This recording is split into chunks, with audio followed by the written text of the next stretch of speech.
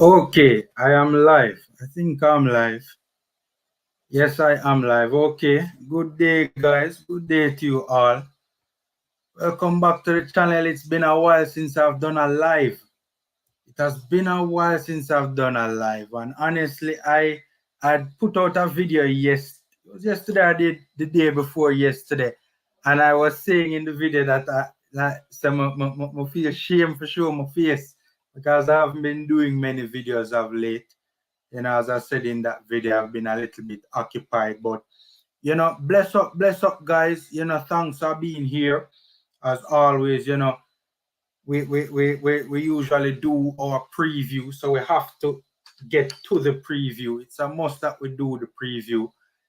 Big side I play a big game tomorrow.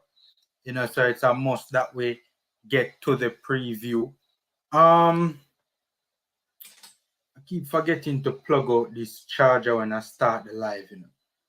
Sometimes when I do videos, I hear like a weird sound at the start of the video, and I keep on forgetting. It's because the charger is plugged in.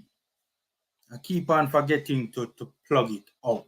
So probably those on the watching the upload or the re-upload would hear that little noise as soon as the live starts. So guys, we have to get to it. We have to get to it.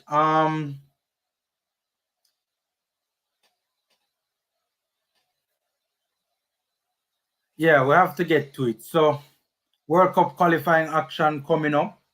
In this particular live, we want to talk about just a preview going into the game, and also we also want to talk about the press conference, right? I clipped out some audio of the press conference, right? So trying to get it to upload to my computer now, but this thing is taking a while, so hopefully it finishes soon so that we can get to it. But I want to play the audio, and then we chop it up and analyze it and talk about it. Not the entire thing, but just some of the more important parts of the audio or the press conference. Jamaica versus El Salvador, both teams are basically out. Let me look at the table. Let me look at the table and see what's going on, because El Salvador did have a big result, in the last particular window, and that kind of well, they're above us now in the table, that I'm sure of. I just want to get the exact point standings correct.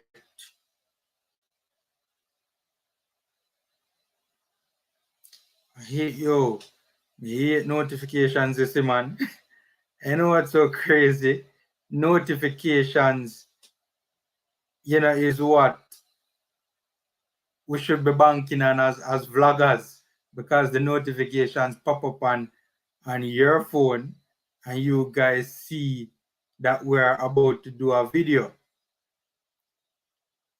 But sometimes it can be a little bit inconvenient. So, all right, here's the table. So El Salvador is in 6th on 9 points. Yeah, man, Richard. Yeah, man, I'm going to be dropping the link, man. Don't worry, man. You can jump on, man. We're dropping the link. And Richard, I'd love for you to jump on as well, because you're a very analytical individual, I'd love for you to jump on, and I don't know if you have listened to the press conference as yet, right? And I'd love to hear your thoughts on some of the things that we'll be talking about with the press conference. But El Salvador is in 6th on 9 points. Jamaica in 7th on 7 points. And El Salvador, I mean, it's basically it's done for both teams. Definitely us. For us, it's mathematically impossible. And El Salvador as well. It's mathematically impossible. No, it's not, Panama and Costa Rica would have to lose every game from here on in. All the last 3 remaining games, Panama and Costa Rica would have to lose it. And if El Salvador win all their 3 games, then they will, grab that 4th spot. But that won't happen. And as for Jamaica, it's mathematically impossible. No matter who wins, no matter who loses, Jamaica will not be going to Qatar. Sad. It's crazy to me that El Salvador is above us in the table. It's crazy to me that El Salvador is above us in the table. Let me drop the link from now.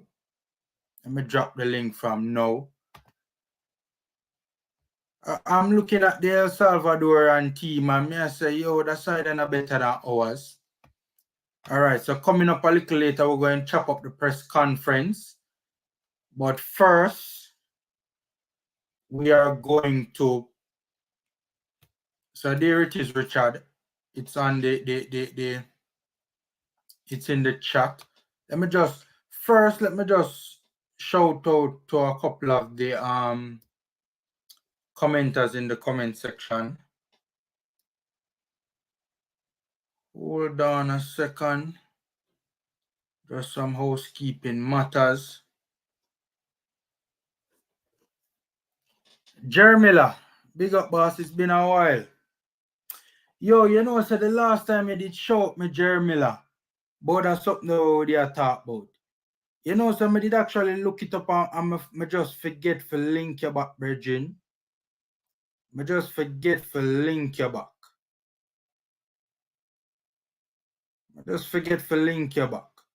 But we need to link, A good while when I link in a Jer. Big up, Jer. Big up. And guys, Jermila is now M10 football. For those of you who might not realize that the name of the channel has changed, is now M10 football. So, go over there and give Jermila a strength, man. Trust me, man. Learn it footballing individual, man. Somebody will show me the ropes when it comes to football. So, we were on the live with Andrew Edwards, right? And even he was just, talking about just how bright of a footballing individual Jermila is. So, and a bias people, just from an objective standpoint, So big up, Jer. Richard, big up, man. How are you? Set formula good to go? What times for JA football lay ahead? Yo, Richard is the man with the questions, man. Richard is the man with the questions. And some very good questions at that.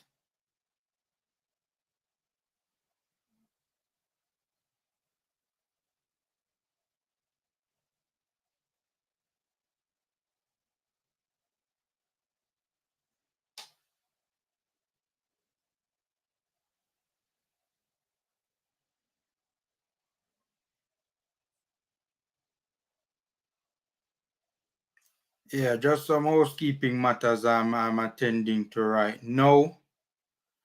All right.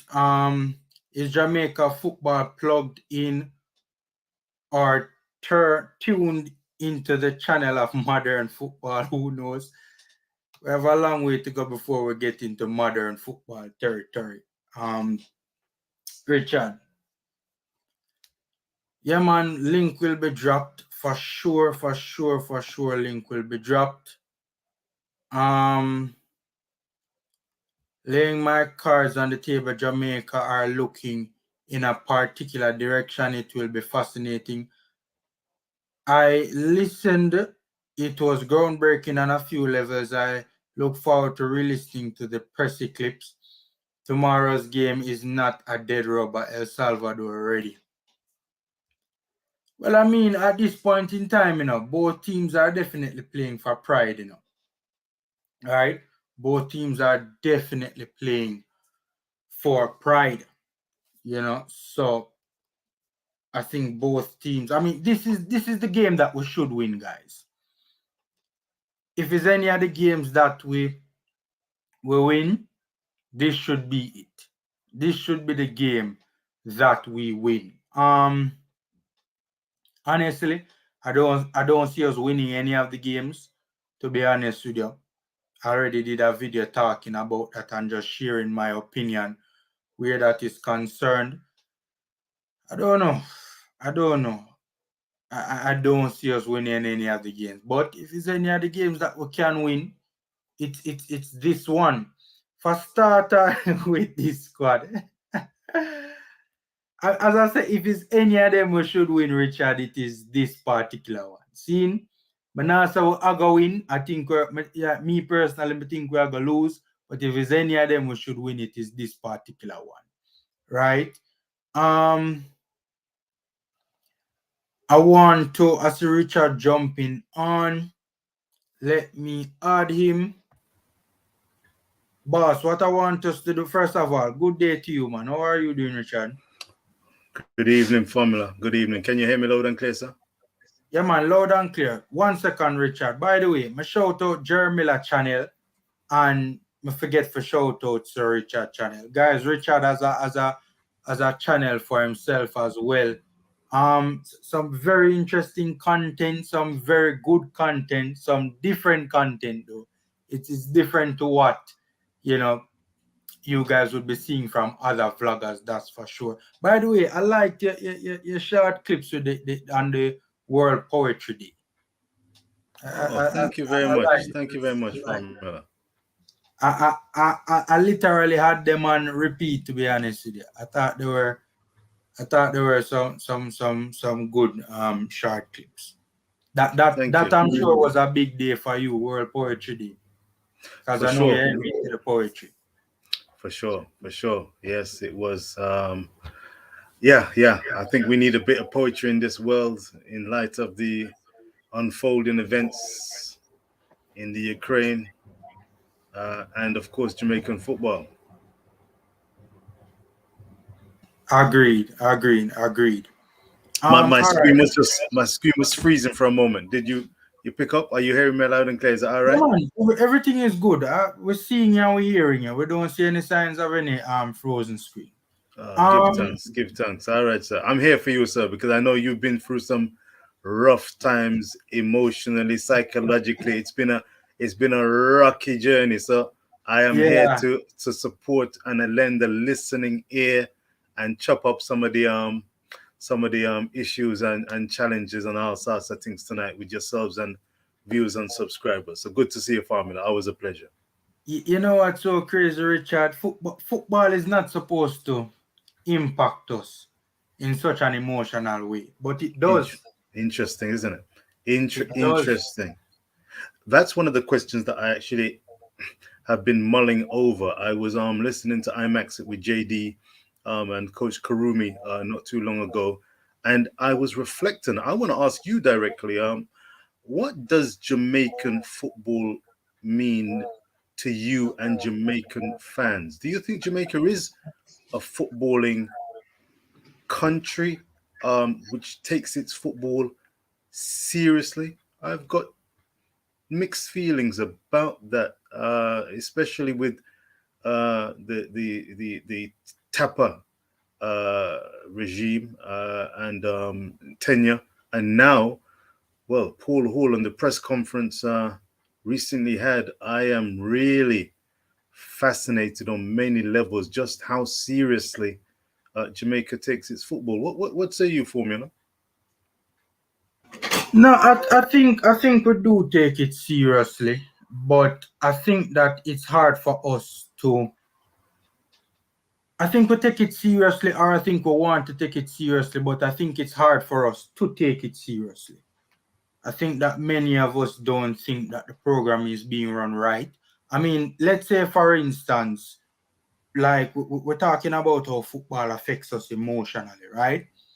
The other day when Javan Anderson had made the Suriname squad, and it was kind of looking as if we were in a spot of bother where losing that player was concerned. When I first saw that, man, literally me feel physically off in a Richard.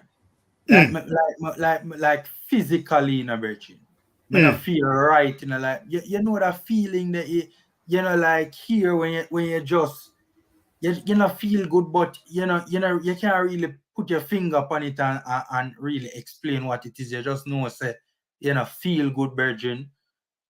Like that's how I felt when the whole Javan Anderson thing came about, and I had a brief text exchange with Mr. Porter, and I felt a little bit better after hearing that exchange. But I mean, I think many of us want to take it seriously, but it is difficult for us to take it seriously because I don't think people in general don't really have a lot of time for foolishness, Richard. I think that's just basically the fact of the matter. I don't think we have a lot of time for foolishness, and we just don't think that things are running in the right direction. Rob Smith, big up, boss. 352, Blake Brown, Low, Maps, King, Lay, Ravel, Speedy, Walker Gray, and Bailey can get result tomorrow. Okay. And they probably can. Can they get us a window? What we should do. So what I'm gonna do is I'm gonna talk a little bit about this El Salvador fixture. We're gonna take a brief look at the El Salvador's first. I'm gonna take a look at the record versus El Salvador, right? And then I'm gonna take a look at the El Salvadorian squad. Brief look over the squad.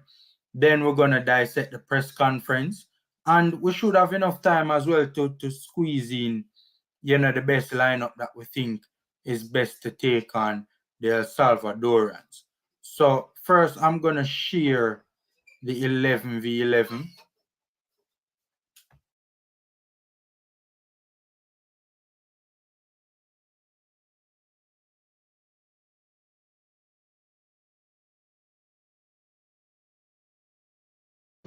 All right, sorry about that. A little bit distracted. Yeah, so we're gonna share the 11v11 right now. El Salvador is a team that, generally speaking, we have had a decent record against. To be fair, let me just pause this or get it out so I don't have any copyright issues. But so this is the record: Jamaica versus El Salvador. Games won, 10 games won, games drawn, 7 games drawn, and we have lost 5 games against El Salvador. That's what, 20, that's 22 games in all, and we have won 10. 22 games in all, and we have won 10. That's not bad. That's not bad at all. Let me remove this right here. That's not bad at all, right? I was gonna say that there's an old saying that you're only as good as your last game, and where El Salvador are concerned, from what I've seen of them in this CONCACAF octagonal, they are where they probably deserve to be. I think the issue of one of a number of issues facing Jamaican football is where Jamaica currently stand in the octagonal and why we wouldn't be considered favorites to overturn an El Salvador team that still mathematically has aspirations of somehow reaching Qatar. I say that it's very interesting that Jamaica has failed to put El Salvador away. You remember when Mikel Antonio in El Salvador scored that wonder goal on the left? Yeah. And only for us to be pegged back in around the 89th minute with a cross, having lost possession of the ball carelessly, a cross into the heart of the penalty area. At least 2 El Salvadorians. They're not the biggest. They're not giants. Leapt like salmons and placed the ball in the net. There's no way an El Salvadorian team should be scoring against us from crosses into the box. Like, our defenders are 6-footers. And their players are like, it just shows you how disorganized the team was on that particular play. It's insane. It don't make no sense on no level. And you know what's so crazy though, Richard? Really and truly, we had no business winning that game. Uh-oh. That's Uh-oh. the truth. We had no business winning that game. Absolutely no business winning that game. That's just the truth. I don't care what anybody wants to say. We had no business winning that game. Well, game management is going to be very interesting going forward. Thus far, I think many of us could be disappointed overall with the level of control Jamaica have tried to exert in games. What I'm interested in going forward, and it's going to take some time, but we saw shoots of optimism under Paul Hall with the 3-0 defeat. It was a defeat, a friendly against Peru, but there were shoots of hope in terms of the pattern of play that Jamaica were adopting. The Mm-hmm. question, the question is, with this squad and going forward, what will Jamaica be able to exert for the remaining 3 games? I'm not overly optimistic, but, and here's the key thing, I'm going to trust the process and the players that have been chosen, because I think Jamaica, especially after this press conference, have made a pretty seismic decision one way and the other. I don't know what you think, Formula. Seismic in terms of what? Well, where do I begin? Okay, Is local, this in relation to the press conference? absolutely, All right. absolutely. Jot down that point, Richard. We soon get to that. Will We're do. going to flesh that out when we're starting out the press conference. Will do. For Um. this, but for this game, in terms of the stats, Jamaica do Mhm. have a decent record against El Salvador. El Salvador, they should do. And from what I've seen of El Salvador, as I said, we're only as good as our last game. Likewise for the El Salvadorians, I think that playing at home, I think Jamaica should be looking to bag 3 points. Certainly, they shouldn't be looking to lose the game. And that's Mhm. the fundamental where I'm coming from. I lay my cards on the table.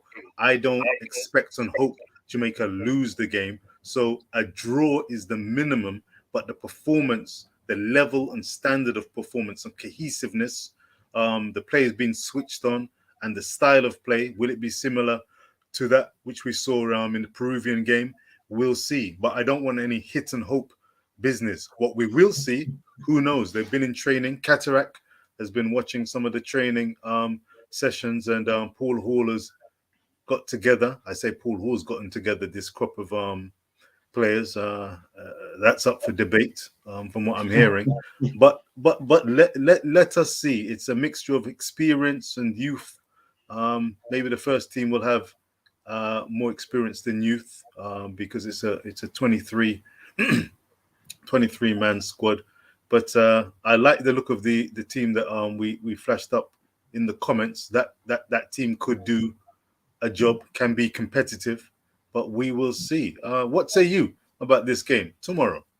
Our World Cup qualifying record with them, is even though, because in 9 World Cup qualification games, right, it's 3 wins, 3 draws, and 3 losses. So even though overall our record against them, we are the superior team, in World Cup qualification, it has been even Stevens basically. Interesting. I think it's going to be difficult. Anyone who's expecting a walkover for Jamaica against the El Salvadorians, I'd beg to differ, but we shall see. But that World Cup qualification stat that you've just given, I think that is reasonable to suggest that it's going to be a very interesting and closely fought game. I don't think Jamaica should be concerned overly about the standard of the El Salvadors. A lot of the quality, I think, has been lacking in their attacking third play. They're limited. They're distinctly limited True, when I've watched them. true, Yeah. true. The question is, don't have. Can Jamaica punish them? That's the question. Here's the thing: they don't. My concern is that as a team, barring the Costa Rica game, as a team, for the most part, we have not looked well together and we have not played well together as a team.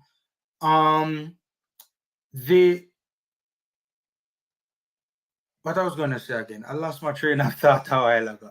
So as a team, we haven't looked good together. My thing is that El Salvador do very well in getting the ball to their final third. The problem is in the final third, they're very poor, right? Whether it's the final ball or the lack of quality of the players definitely show itself in the final third. But my fear is that there have been many games where I have watched El Salvador where, you know, from a possession standpoint and from a making the game very competitive standpoint, even against the best teams, you know, they have had extended periods where they have held their own and more than competed well, right? I mean, I remember the game against Canada at Midfield. Yes, to be fair, the first 20-25 minutes, if memory serves me right, was rough for them. It was rough. Seeing and Canada basically won the game in that particular period of time. But for large portions of the game, they were able to at least be competitive in the game. I fear for us when we go to Midfield because yo, man, tell you, I never know if me gonna do a watch along to that game there. But you're not easy. No, me don't want to see that, Richard. Richard, me not want to see that, Virgin.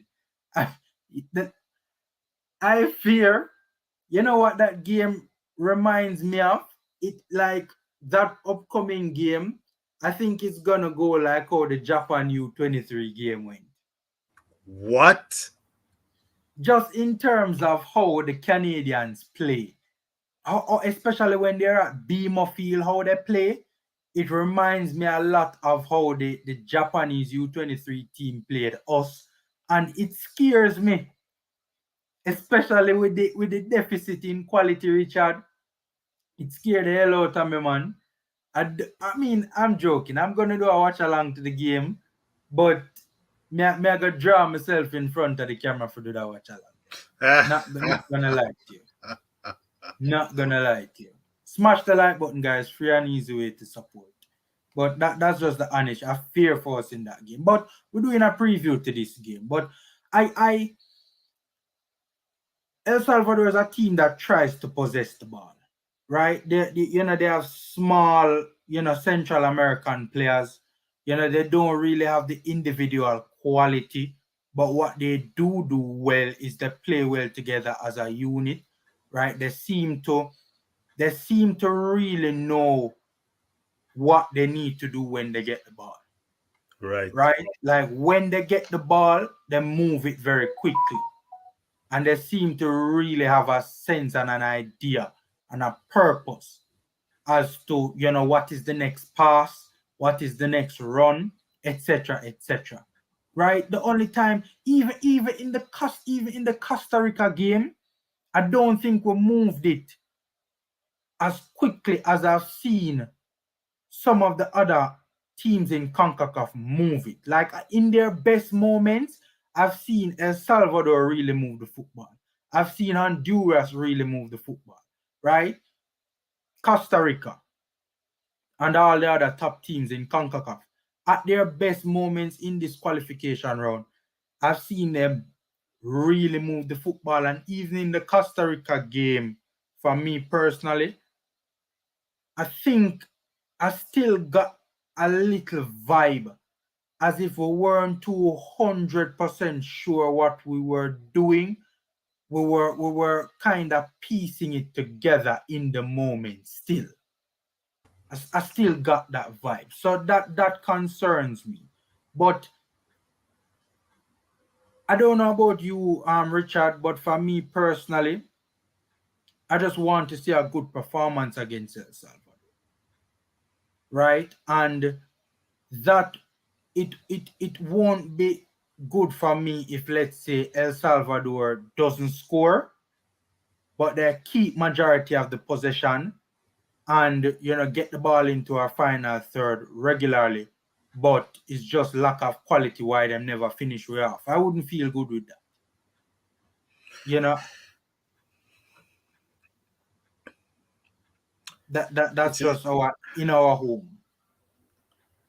it's an interesting one. It's an interesting one.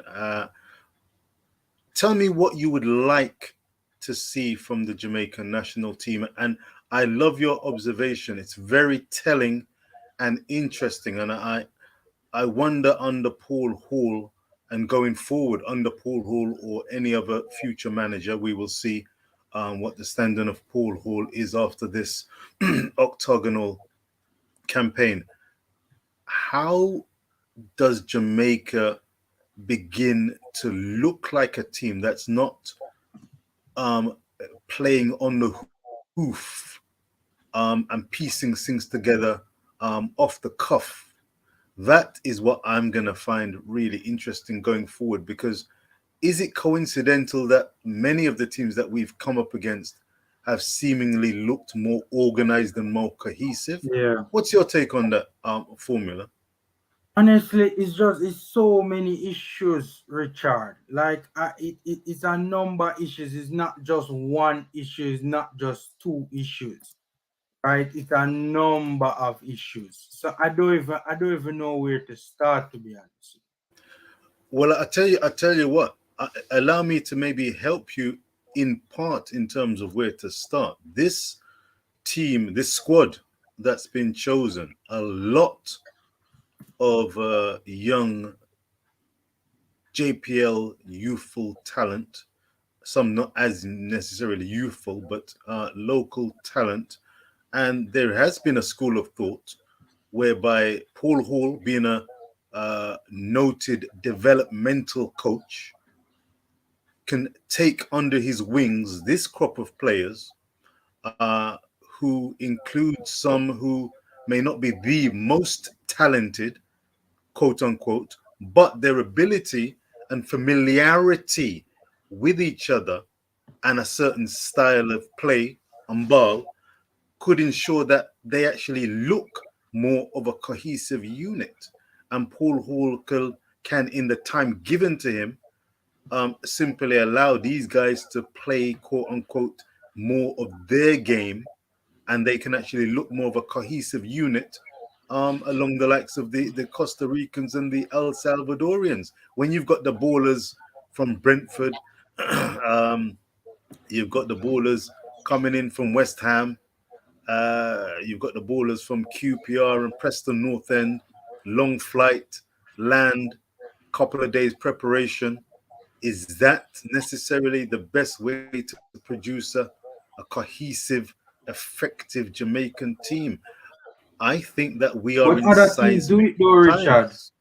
Other teams do it though, Richard. That's the problem. Well, well, what this is, but we can only deal with ourselves at this juncture, and this is one of the reasons why I'm asking: one, do we have the requisite coaching, quality coaching, led by the likes of a Tapper and now a Paul Hall? Does Jamaica take its football seriously? Um, what's the footballing IQ on offer here, and what makes Jamaica so different to other nations? We can keep it local, keep it CONCACAF, unless you want to go to the world scene like Brazil and Argentina, who regularly fly in their players from overseas. But I Hmm. think there's a systemic situation there because they've grown up and they're professional players and they seem to have a Yeah. more of an idea. But what differentiates Jamaica from its CONCACAF rivals formula? Because you say that it should be the Organization, same. organization, organization. And there are so many different like offshoots to the organization or to the problems that can arise because of the lack of organization. Like I think that's what it boils down to be honest with you. I really think that's what it boils down to. I just think that our national program is just very disorganized. It's extremely disorganized, right? And I think that I think that a lot of people don't really realize the importance of organization and how poor organization from the top can trickle down right down, throughout the ranks and make its way onto the pitch easily, easily, right? And I don't think it's a coincidence that from the top it seems disorganized, and on the field it looks disorganized as well. And we're going to touch on some of these things in when we're analyzing the press conference, but I am very optimistic about some of the things that Paul Hall is speaking on. Very optimistic. So that's good. Shavan, big up boss. Before I rope you into the conversation, just taking a quick look at the El Salvadorian team that is supposed to be featuring against us. There's one notable absentee right off the top of my head. The one that scored the goal against us. His name is, I think, is Christian Roldan. Or which one scored the goal against us? Was it Alex Rondon or Christian Roldan? Let me look that up quick and fast.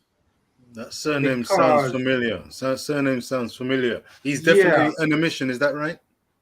It's two brothers, and both of them play in the MLS. Oh no! Oh, so it's Alex. It's Alex Roldan scored the goal against us. So he's in it. Alex was the one that scored the goal against us. Another player that I'm not noticing. I'm not the most familiar with the El Salvadorian team, but Alex Roldan, I think, does have a brother too by the name of Christian Roldan, and he is an important part of their thing as well. But another one that I'm not seeing is the one from out of the Netherlands. I don't remember his name off the top of my head, but they do have a player that is in the Netherlands as well. And he's a very important player for them. For the most part, though, it looks like a number of their top players are in, right? The centre-back Zavaleta is here as well. So for the most part, it does look as if a lot of the names that I usually see, Larin, right? A lot of the names that I normally see in the El Salvador team, from looking at it, it does seem to be, they do seem to be here. But I don't see the Dutch guy is a massive miss for them. I'm not seeing him here. What position does he play? In midfield, attacker? Midfield, yeah, attacking midfield. He's where a lot of the creativity comes from. Well, that'll be interesting. If he is on a mission. It's a big game for El Salvador, I would suggest. And I think from the nature, mental side of things, they are as you said, a very busy team, a very coordinated team. They play for each other. And I think whoever comes in will be looking to do a good job. Jamaica's midfield, of course. I mean, you can only fight and go up against who you're likely to meet. And if it's a case of Lamar, Walker, Ravel Morrison, for example, and a Devon Speedy Williams, I'm sure that there will be opportunity for the El Salvadorians to play nonetheless. But Enrico Hernandez is his name. Enrico Hernandez, 21 years old, plays. He's actually a player for Vitesse in the Dutch Eredivisie. Okay, Vitesse Arnhem. Mm-hmm. Okay. Well, we Jamaica are not coming in with necessarily their strongest quote unquote team. We don't have the small matter of a central defensive midfielder of note. Maybe we'll be surprised, but no Kevin Stewart, no Anthony Grant. So it'll be interesting to see how we line up. But the opposition will be ready, and I think it will be a very interesting game to see how it pans out. There's no clear favorites in my book, but it will be a very interesting tactical and mental battle. Has gone? Maybe he's popping as he just Yeah, popped up. yeah, look like him jump off. All I right, was I'm just sure. about to rope him in the conversation. Yeah, man. And As so soon as while he I'm in a comes link back, with Siobhan, you know. Yeah, but because it does from, as I said, I'm not the most familiar with the El Salvadorian team in terms of the name. I know the names are Spanish names as well, so they don't really stick with it very easily. The Mexicans stick with it easily because their players are more high profile. But it does appear as if this is for the most part from what I do know of the El Salvadorans, it does appear as if for the most part this is their strongest team. well, the really important thing right now is that we trust that Paul Hall and his management and coaching team, as well as the players that come in, will be well versed with what they're going to be coming up and faced with. We've got experienced players, Mariappa, Blake, Ravel will be there. Speedy, he'll be well versed with the El Salvador team. So yeah, I don't think they'll be in for too many surprises. That's the important thing. Again, it's all about when the whistle blows, how they perform, and that's going to be very, very key. It's been a tumultuous campaign for Jamaica in many respects. Did you ever, in a month of Sunday formula, ever envisage Jamaica being where they are with the amount of points that they have? No, no. We're second to last in the table, Richard. And by the way, smash the like button, guys. Free and easy way to support. No, Richard, I didn't. I mean, the fact of the matter is that realistically, we could finish at the foot of the table. And I never ever thought, even if we didn't get to Qatar, I never ever thought that we'll be here battling in the final window, not to finish at the foot of the table. And what's so crazy to me is that this is not the first World Cup qualifying campaign where on paper we should have qualified or we should have been in the hunt to qualify, and the wheels just, I mean, I don't even think the wheels were bolted on, to be honest with you. So I mean the whole thing just fell apart. Shambalik, honestly, we need answers, Shambalik. I have no clue what is taking place with them Mary Grace passport. I don't think anybody knows what is taking place with them Oh Mary God, Grace. listen, we don't want to talk about them passport situation because that will not only make you start feel away and feeling blue, that will make me start feel away and the viewers and subscribers out there. Big up Mr. Primo Vision, by the way. I've just seen Primo, big up. Primo, Primo. we need Big up. a long time when I link in a Primo. A long time when I link. Big up Primo. Yeah, man. Full respect. That is a brother Long who time. knows head on his shoulders, a very Yeah sober, man, Primo, big up Primo good analyst, youth, man. man. Yeah man, Primo good youth. Me and Primo used to the lives, you know. How are you, sir? And we have yeah man, and we have collaborated on quite a number of videos on both our channels. Yeah That's man, a Premier Boss, man. Premier Boss. Yeah man, but honestly, Shambalik, yo, me probably need to make a phone call because honestly, from what I hear, and reading into what I've been hearing about this Demare Gray situation, people them not really upfront tell you. Them tell you a little thing for you read between the lines, but it does look promising. That's all I can tell you. formula. From what I've heard. Why do you engage? And this is let me go back to the original question. How seriously? And you've already made mention of it in terms of the word organization. I think that's a very good word to use. But why why why these dramas and these reading between the line business? I don't think that this doesn't make one, footballers who have aspirations to perform gravitate towards representing Jamaica.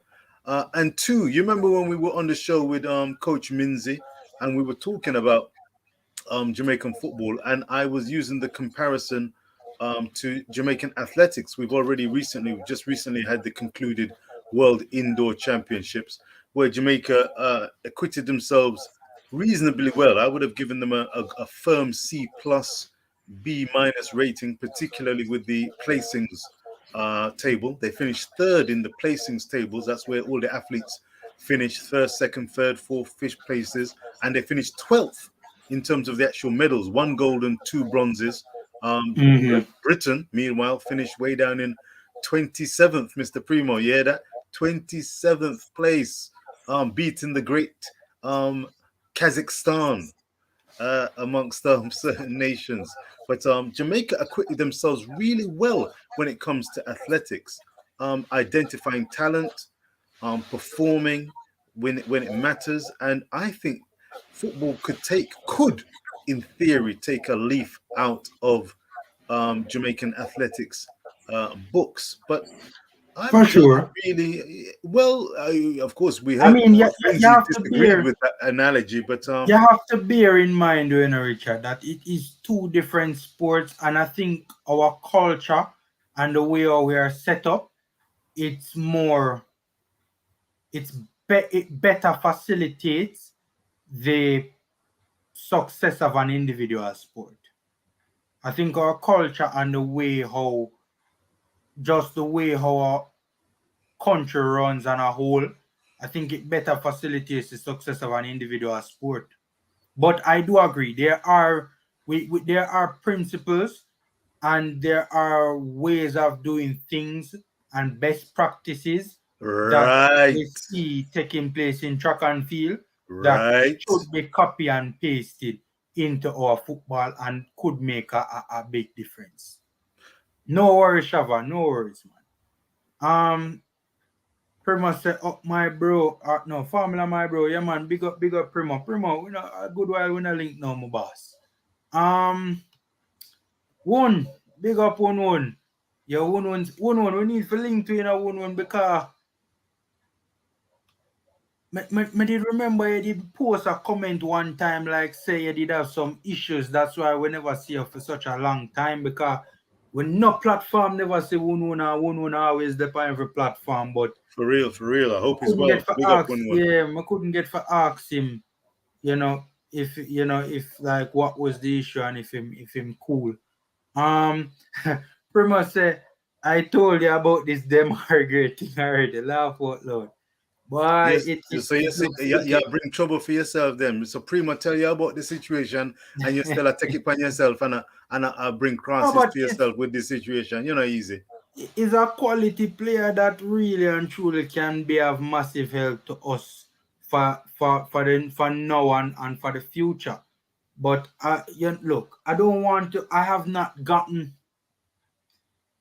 I need to have a conversation. I have not got, as I say, I be a read between the lines things I've been hearing so far from credible people who know what is what. But I still need to have a conversation to really and truly try to get to the meat of the matter as it pertains to this great thing. But you know, from what I've read between the lines, why it really not look promising at all. So let us see. Let us see how it turns out. Let us see how it turns out. You know, I hope when it's all said and done, we get this. But you see, the thing is, I don't even know where I stand with Demari Gray anymore. And that's why it's probably best to have that conversation before, I publicly say where I stand with Demari Gray. Are you looking And to his speak with inclusion. Damari? Are you looking to speak with No, man. Damari Not, himself? Or no, I who don't. you wait for hear from?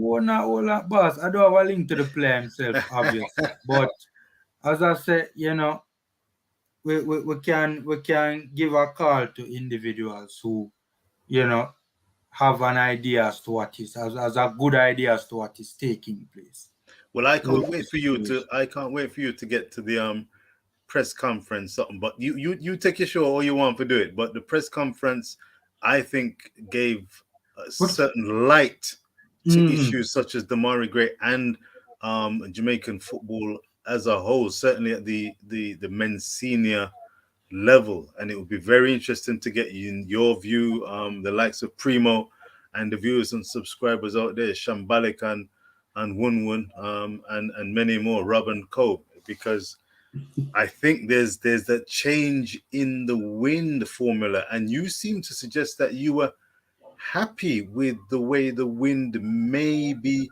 blowing, but this particular squad selection and the press conference really brought certain things to light. Maybe you're ahead of me, but I've been digesting. I'm still digesting. I can hear the police. I wonder if they're, Lord have mercy. I don't know if you can hear the police, but the police are raw past, and I don't know if there's been a crime committed in Jamaican football in circles, but it's a very interesting direction that Jamaican football is heading in. And that press conference, if you've not heard it, it's worth listening to, and make of it what you will. Over to you, Formula.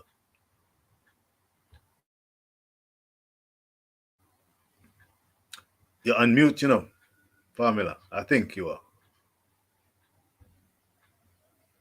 Yes, I was on mute. Yeah, I'm saying I'm going to try and see if we can play this audio and pull it off and chop up the press conference. Yes, Walker Peters got his England call up. Him and Wells, him and Tyreek McGee. No, Tyreek Mitchell. Mitchell, yeah. Crystal Palace. Yeah. Did Gray use us for a call up? Is that what's going on, Formula? Rob Smith, I plead the fifth. At this time I don't know. I don't know. I am well. Formula, everything is good now, my brother. Thank you. Yeah, man. Bless up, one. Good to hear that. Good to hear, Winwood. Full respect. Good to hear. Give thanks. Southgate now gonna leave nothing for JFF. JFF needs to take what is theirs and cut the foolishness. Right? Look how them are gonna make Suriname a fellow CONCACAF and Caribbean rival steal a player from us that is can certainly upgrade our program. Formula, can I ask you a question front and central as you read through the comments? Am I allowed to ask you a question right here, right now? Yeah, man, and then we jump to the press conference and chopping up the press conference. Full respect. The question is, straight up, do you feel that the JFF and... no, I'm just going to leave it with the JFF. Do you feel that the JFF, maybe supported by Paul Hall, are keen and willing to go with those players who are readily available, game in, game out, wherever they come from, but if they are locally based, if they're committed, there's the word, committed and available and pliable to be worked with to produce more cohesive performances because the familiarity is greater amongst maybe locally based to Jamaica talent, that's the way to go, because that is the feeling and flavor that I am picking up. So the likes of Damari Gray, the likes of Kyle Walker-Peters and Tyreek Mitchell, who are based overseas, I don't know how keen and hungry the JFF are to go chasing these players to lock and secure them. Meanwhile, the likes of Gareth Southgate, trust me, he did this with seemingly, and the English FA, with the seemingly greatest of ease. And there wasn't seemingly a big fight from the players to resist the approach of England. They have now been called up. And I don't think the JFF are particularly losing any sleep over these situations. The JFF don't lose sleep over nothing. Oh Lord, them sleep well often. It have to be Oh yeah, it have to be a crisis where the federation is just all over the news for some scandal for them to and the point, and because I don't really think they even care about, in my humble opinion, about getting players like a Javan Anderson, right? I mean, if they really cared about getting in a player like Javan Anderson, right? They certainly have not been prudent in their efforts to do so, especially given the fact that he's eligible to play for another CONCACAF and Caribbean rival. Not only a CONCACAF rival, another Caribbean rival. Rob Smith, Javan Anderson, if we had Javan Anderson instead of Alvas Powell, we would not have lost that Mexico game. So I'm not saying that Javan Anderson is the greatest right back since sliced bread. But what I'm saying is that, is he better than Alvas Powell, in my humble opinion? Without a shadow of a doubt, and that's with the greatest of respect to Alvas, right? Is he better than O'Neal Fisher? Without a shadow of a doubt, and that's with the greatest of respect to O'Neal Fisher, right? No disrespect meant to those two players. As a matter of fact, on the offensive side of things, I think he's better than Javian Brown. But on the defensive side of things, I will give the edge right now to Brown. But if you ask me, things would have gone a lot differently in some of these games where we conceded carelessly down the right if Javan Anderson was there over Alvas or O'Neal. He's an improvement for sure on what we have. So it is baffling to me why we're not seeking to get a player. This is a player who has played in the Serie A and has started games against the likes of Juventus, and held his own on the pitch, man. And I mean, could Alvas Powell get a start against a Juventus? Against could O'Neal Fisher get a start against a Juventus for a Lazio in Serie A? That's more than a hypothetical question.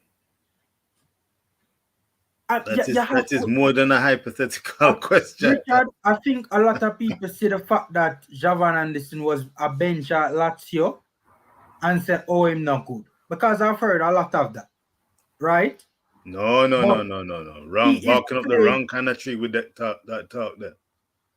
But Richard, he is playing at a club with world-class players. Milinkovic Savic, Ciro Immobile. I don't remember what the other brother named down the left. Right? These are just these are world-class players. In that season where he started that game for Lazio against Juventus, they finished in a Champions League spot, and just because of COVID, why you can remember that season, them and Juventus was neck and neck going down the home stretch, and they didn't handle COVID so well because they didn't have the depth to cope with the cramped fixtures. But so our world-class players in some cases have, anybody who is benching at Lazio, there's a chance that is a world-class player of him game. And I get it. It's an interesting one, Formula. But Formula, let me just piggyback on the back of that. In your humble opinion, respectful opinion, I'd love to hear what the viewers and subscribers are making of it. Primo, Rob, Antonio, and others. What would you, so this is you, what would you prefer? A player who is committed and ready to do what's necessary to get their place representing Jamaica by any means necessary, quick and fast, long and laborious, but they want to play, versus a player who is readily available, class, but needs to sort out some things and may have to respectfully follow club procedure, and on occasion may not be available on certain occasions. Which player would you prefer? Honestly, I would love a good balance between both. I don't want people. I don't want. I don't want players who, you know, are not 100% for the nation. But also, I don't want, like, you asked me a question about the JPL players and the likelihood of chemistry, more chemistry between them earlier. With the greatest of respect to the JPL players, no. I don't mean to be disrespectful to the JPL players, but in my humble opinion, I have not seen on a consistent basis where JPL players have showed me that they're ready for the international level. A lot of the times, just simple things like them fitness not cut it, Richard. So it I don't know, and I think the players are there to provide that balance, and we're gonna chop this up now, because this is in the press conference and we have to get to it. I think the gaffer has been a little harsh recommitment. However, let me just say I don't know the behind the scenes, right? So probably the gaffer is seeing something that we don't know, but from the outside looking in, I think, being a little bit harsh. I'm gonna read this last comment and then we're gonna get to the press conference. Because I think it's a very good comment from Woodwood. He's definitely not the difference. He definitely would make a difference though. And I think that sums it up perfectly. I think that sums it up perfectly. Squeeze in Antonio comment before we head to the press conference. It bothers me that Jamaica goes beyond to select third and second division and USL and MLS players. Focus on your local talent. Jamaica still is lost, I think he's saying. Okay. Big up, Pagan. Big up, big up. All right. Make a run with Big the up, press Pagan. conference. Yellow Pagan, respect. 180 every time. Yeah, make way. It's the first time I'm doing this, so bear with me a little, guys. Let me see if I can get this off the ground. No problem. No problem.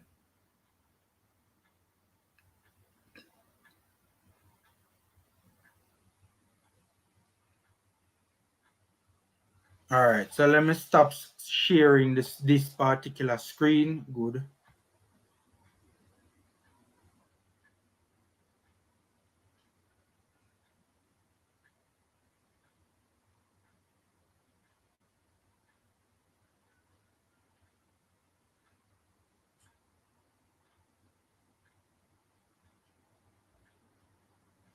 All right, this is the best I can do for now. Technology is really not my thing. I need to learn technology more. The Right? day we stop learning, there's a problem. The day we stop learning, there's a Yeah. problem. So you have more room for improvement. No problem. Got you. Every But day. I've come a far way, so I'm proud of myself. I can't believe I'm actually, because I'm kind of doing, it's really a technology business I'm doing, because it's a YouTube channel I'm running. I'm editing videos and making videos and uploading videos. Man, 2 years ago, I could barely turn on a computer. Seriously. All right. You want to speak to Mr. Primo and give some yeah, guidance. Primo, that is actually his world, when it comes to that. By the way, so me and Primo probably need to have a convo too, about something that I have in mind. But anyways, all right, so what I'm gonna do, there's excerpts from the press conference that I'm gonna play, right? And we're gonna take time, chop it up, because I think it's a very important press conference that we really and truly seriously need to, flesh it out. Right, so I'm gonna start playing it and hear what the gaffer has to say. So let's go. Well, I think a lot of people, everybody can agree that this is something new. You look about it, it's something younger, fresh you feel about it, and really the reason why I picked a squad like this is the succession plan. We have to look at the future. We have to look at youngsters who will be here in a few years' time, you have to build and grow. Part of the strategy is to bring some of those young outstanding students, outstanding young militants to players. So we want to grow and such a foundation the future. So we need to pave the road to the future. So we need to start having that ground.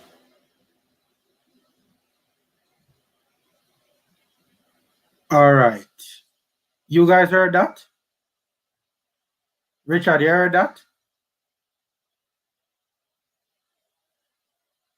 It was chipping in. It was chipping in and out in terms of the sound quality. For the most part, it was very tinny, hard to hear what was being said. Occasionally, for a couple of seconds, it was clearer. You could hear Paul, I believe it was, but for the most part, too tinny. All right. Let me.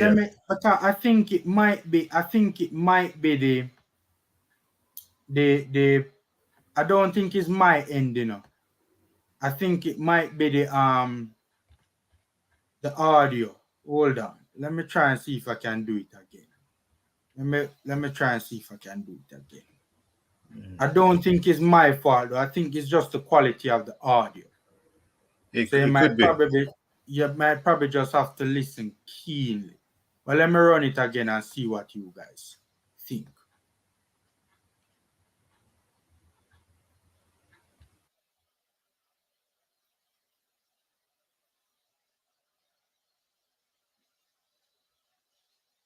All right, so you guys see now. Let me see if.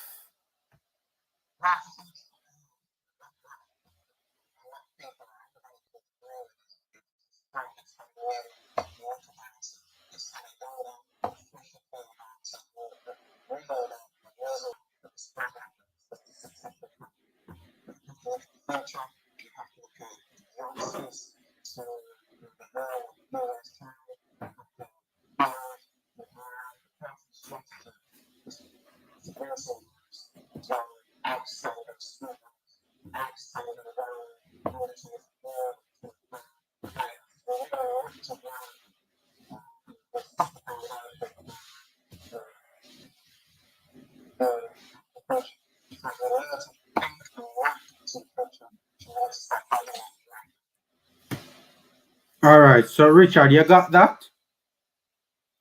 I think the issue really and truly is. No, sir. Yeah. It must be the software, the way it was recorded. Couldn't pick up on that. Couldn't pick up. Yeah. I couldn't. I don't know what the viewers and subscribers, if they heard something different. I couldn't pick it up. Hit me in the comment section and let me know. Are you hearing it clearly enough? Because I think it's actually. Yeah, 117 can't hear it. Oh, ooh. All right. Yeah, man. Yeah, couldn't. Yeah, man. I don't know. Hold on.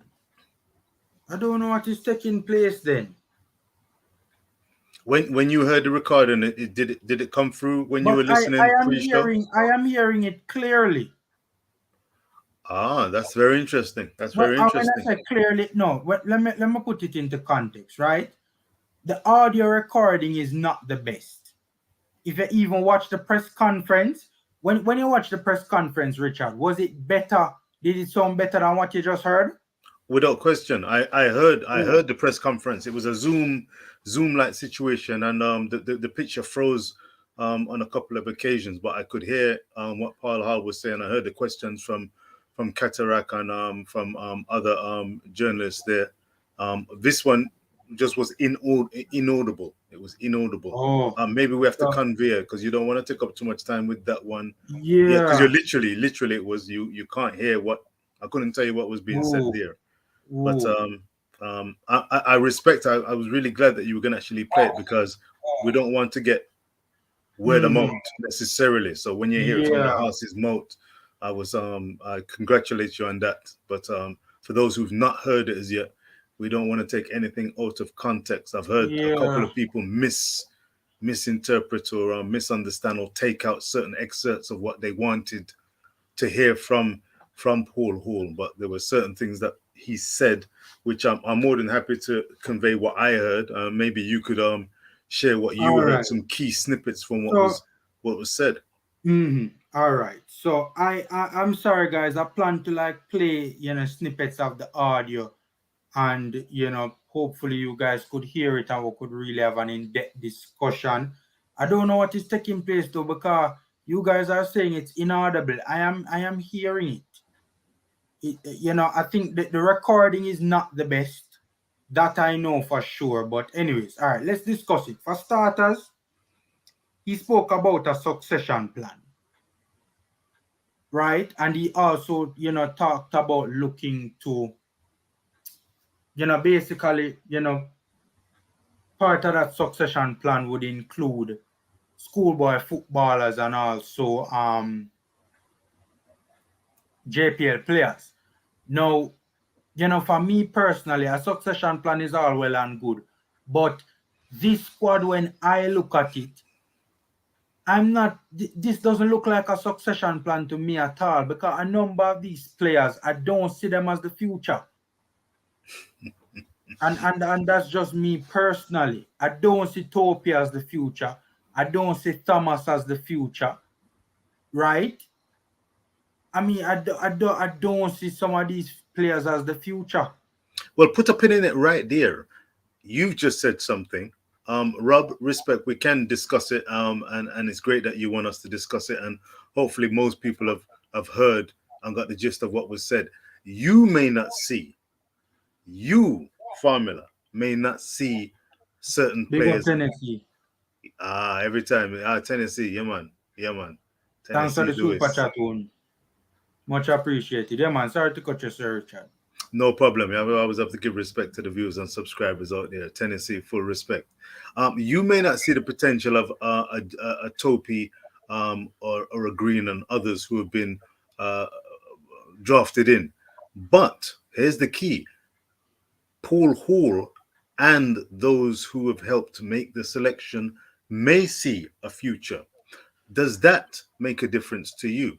Do you empathize and respect and recognize that they have an opinion, they have a direction, and are you willing to go in that direction with these players who may be committed, available, and willing to learn under the wings of a Paul Hall? Speak!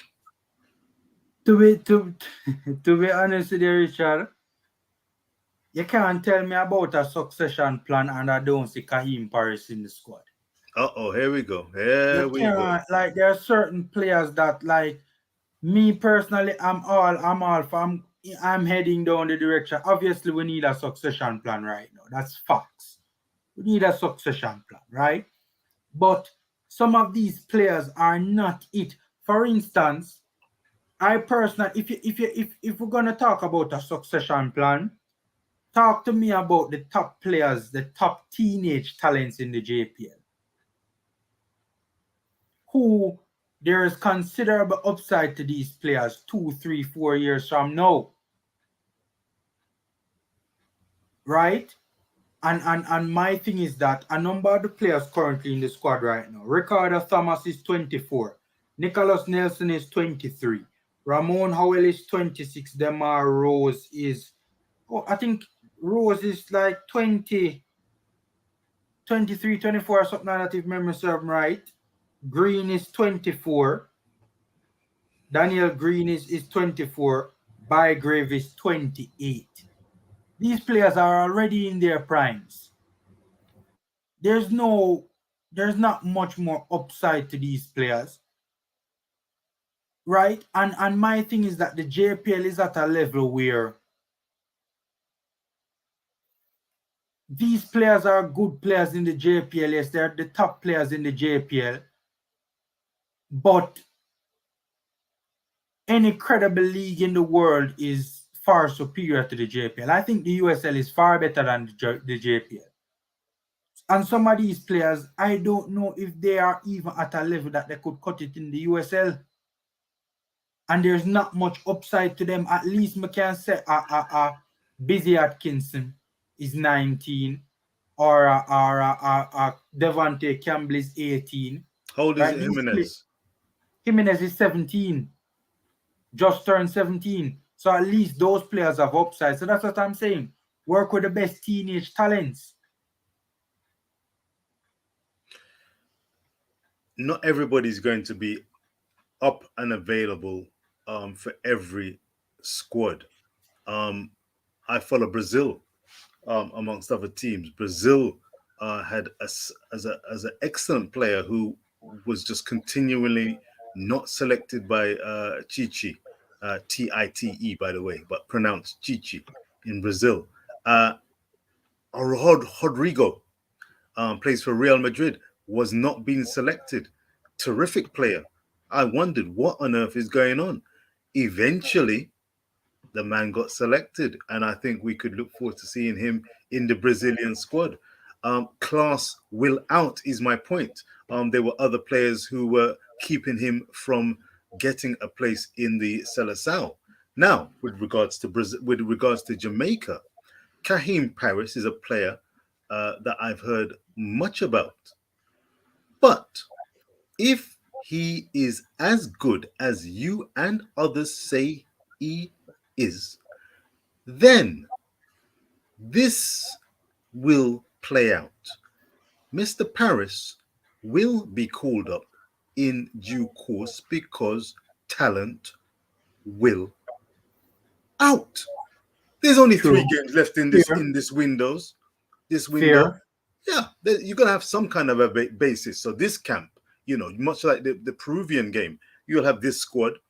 They'll play the games, and then we'll see, and Paul Hall will see, and we as fans will see who's looked good, who's acquitted themselves well, who's conducted themselves effectively and shown promise during the camp. If they don't actually get on and get game time against Honduras, El Salvador tomorrow, and then Canada, they may be showing out and showing promise during the training sessions. Now, certain players may simply not cut the mustard, and that's where the likes of Kahim Paris can come in, and any other player who is talented enough, hungry enough, willing enough to represent Jamaica. Simple as that. For example, Mr. Paris, he sticks out. If he's as good as people say he is, Formula, you're saying he's good. Well, I expect to see him campaigning and in the squad for the Nations Cup and Gold Cup campaigns for Jamaica in the years to come. Would you disagree? No, I mean, do you have any concerns that he will be? Do you have any real, genuine concerns that he will not be a part of Paul Hall's squad, really and truly, if he's that good? But I mean, it's been a while now since people have been looking at Paris and saying, "Hey, Paris deserves a call." And I mean, to be fair, he did get called up for the Peru game and had to pull up because of COVID. But but on the flip side to that, we have to analyze the team that we currently have, right? And it's just the fact of the matter is there are a number of players that if it's really and truly about a succession plan, my thing is I think Paul Hall is going to find out very quickly that the JPL players for the most part don't cut it. He seems to be very excited about working with the JPL players. And Gaffer, I'm telling you, I think eventually he's going to put those players out on the pitch. Don't get me wrong, I want them to prove me wrong. I've never questioned their talent. It is the development structure or the lack thereof to maximize their full potential is the problem. Right? I think the Gaffer is going to find, I think he's upbeat, he's brand new on the job and, ready for take on the road and thing. But I think he's going to find out very quickly that, boy, these players, these JPL players, for the most part, they don't cut it. I said this in a video and I'm going to say it again. Look, people talk about Richard King. I'm not fully convinced about Richard King in terms of, has he arrived? No, he has not, in my opinion. Does he have potential? Yes, he does have great potential. But the last time I saw a player move directly from the JPL into the national senior team and look like he could do a job for us on a consistent basis and look like he measured up to the international standard and standing was Kemar Taximan Lawrence. And that was years ago under the Schaefer regime. I have not seen a player. I'm not talking about locally developed players, I'm talking about a player who moved directly from the JPL into the senior team. So, when we talk about like a players like a Paris, Paris would have gone to Slovenia. So if he does come into the national setup now and hold his own, it would be a lot of it would have to do with the development that took place in Slovenia. But I'm talking directly from the JPL to the senior team. I'm not convinced. I'm just not convinced. And then another issue that I have with what Paul Hall said in this press conference too is that he spoke on a couple of occasions about schoolboy footballers. Boss, no schoolboy footballer, nothing in our national team based on what they do strictly in schoolboy football. Talk to me about a Tyreek Zimenez. Fine. Zimenez is a starter, right? For most of last season, he was a starter for Harborview as a 16-year-old in the JPL. I don't want to see Zimenez in the national squad based on what he did for JC. Talk to me about what a man do for Harborview. So when the gaffer is talking about schoolboy footballers in the national team, gaffer, with the greatest of respect, boss, no player who plays strictly schoolboy football, just on that basis, you can say to them ready for them. They're nowhere near the national team. So if a schoolboy footballer moves into the JPL and start doing him thing, fine, then you can talk to me about that player like a Zimenez. But strictly, even Pearson based on 2 games in the JPL, shouldn't be in the national team. I don't care how good his debut was. So that's some of the that was some of the issues that I wanted to highlight with the first clip. I don't know if Richard has anything to add to that. Well, what would you want me to actually directly say in response to that? Because Big up Pagan. Thanks for the man, super sticker.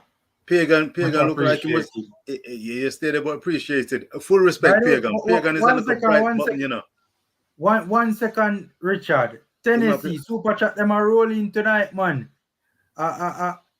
Tennessee, big up, man. Much appreciated. Thanks for the super chat as always. Formula, don't you think they should try and cap Anderson fast? Yeah, man, we were talking about that earlier, man, Tennessee.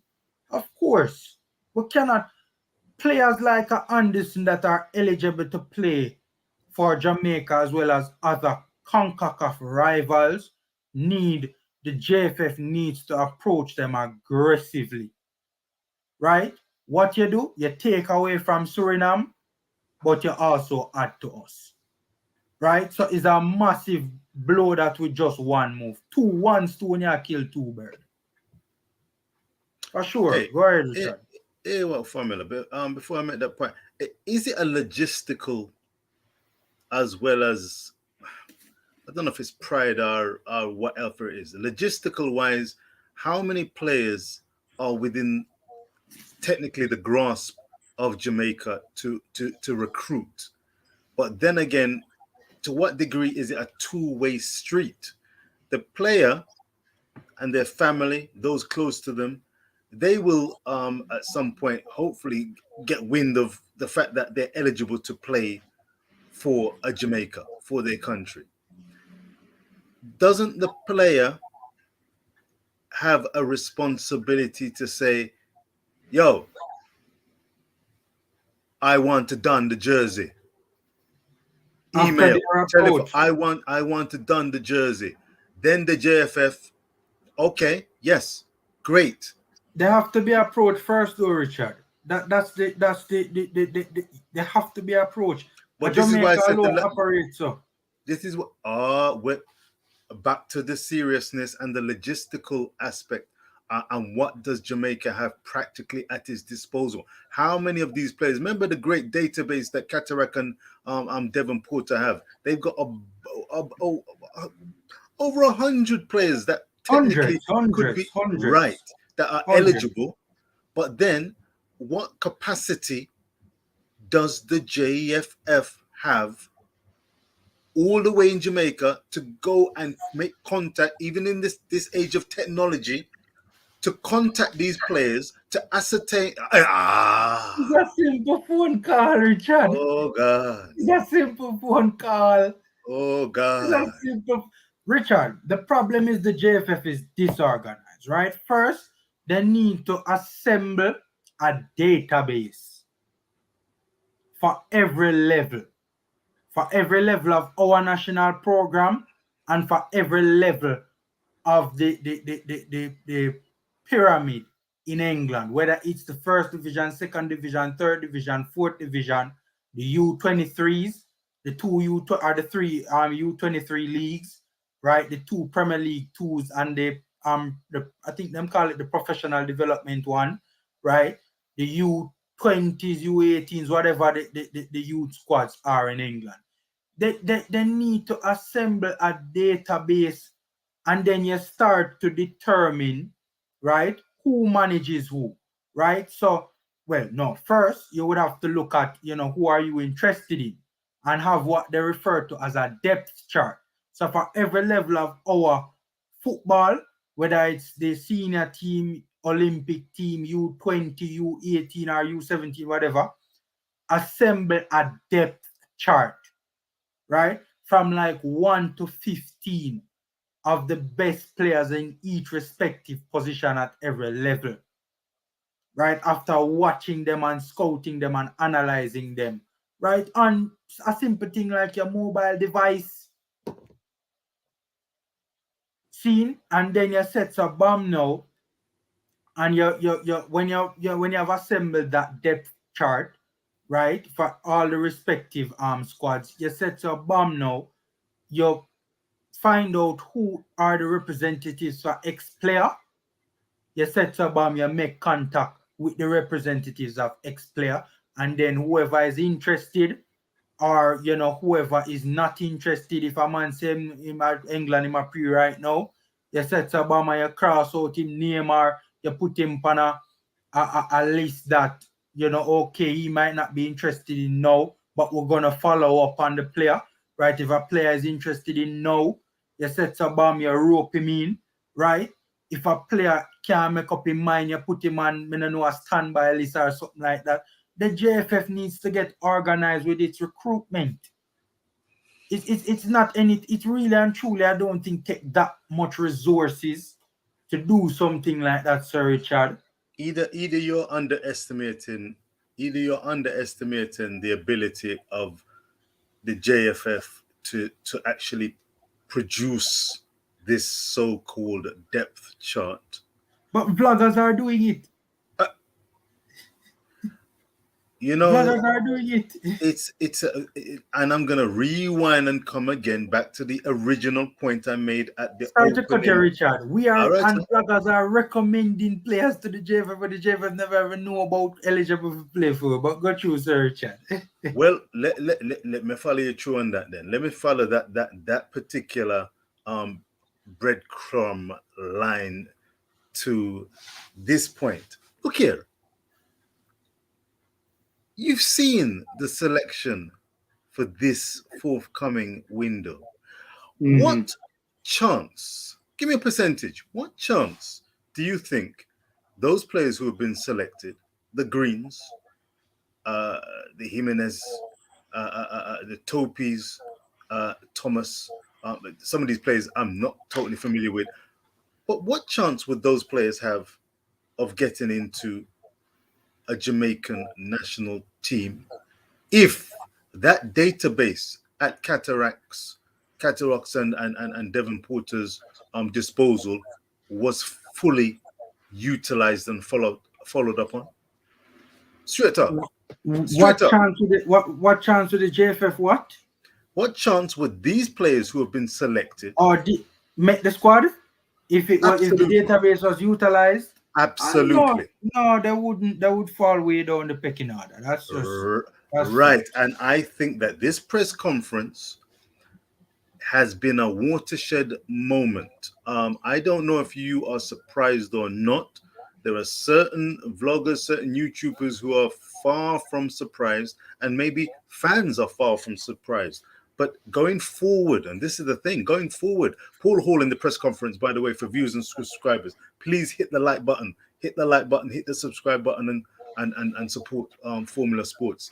Always a good place for good quality footballing conversation.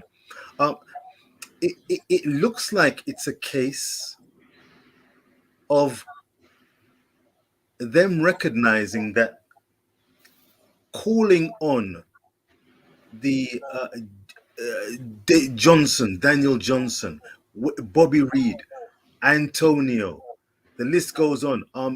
Ethan Pinnock. These players may not.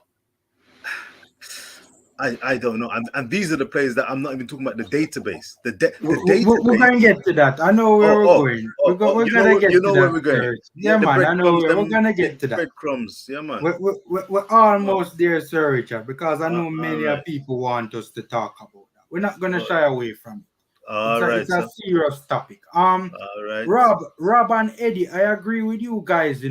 Nothing wrong with Paula spotting a schoolboy talent. But for the national team,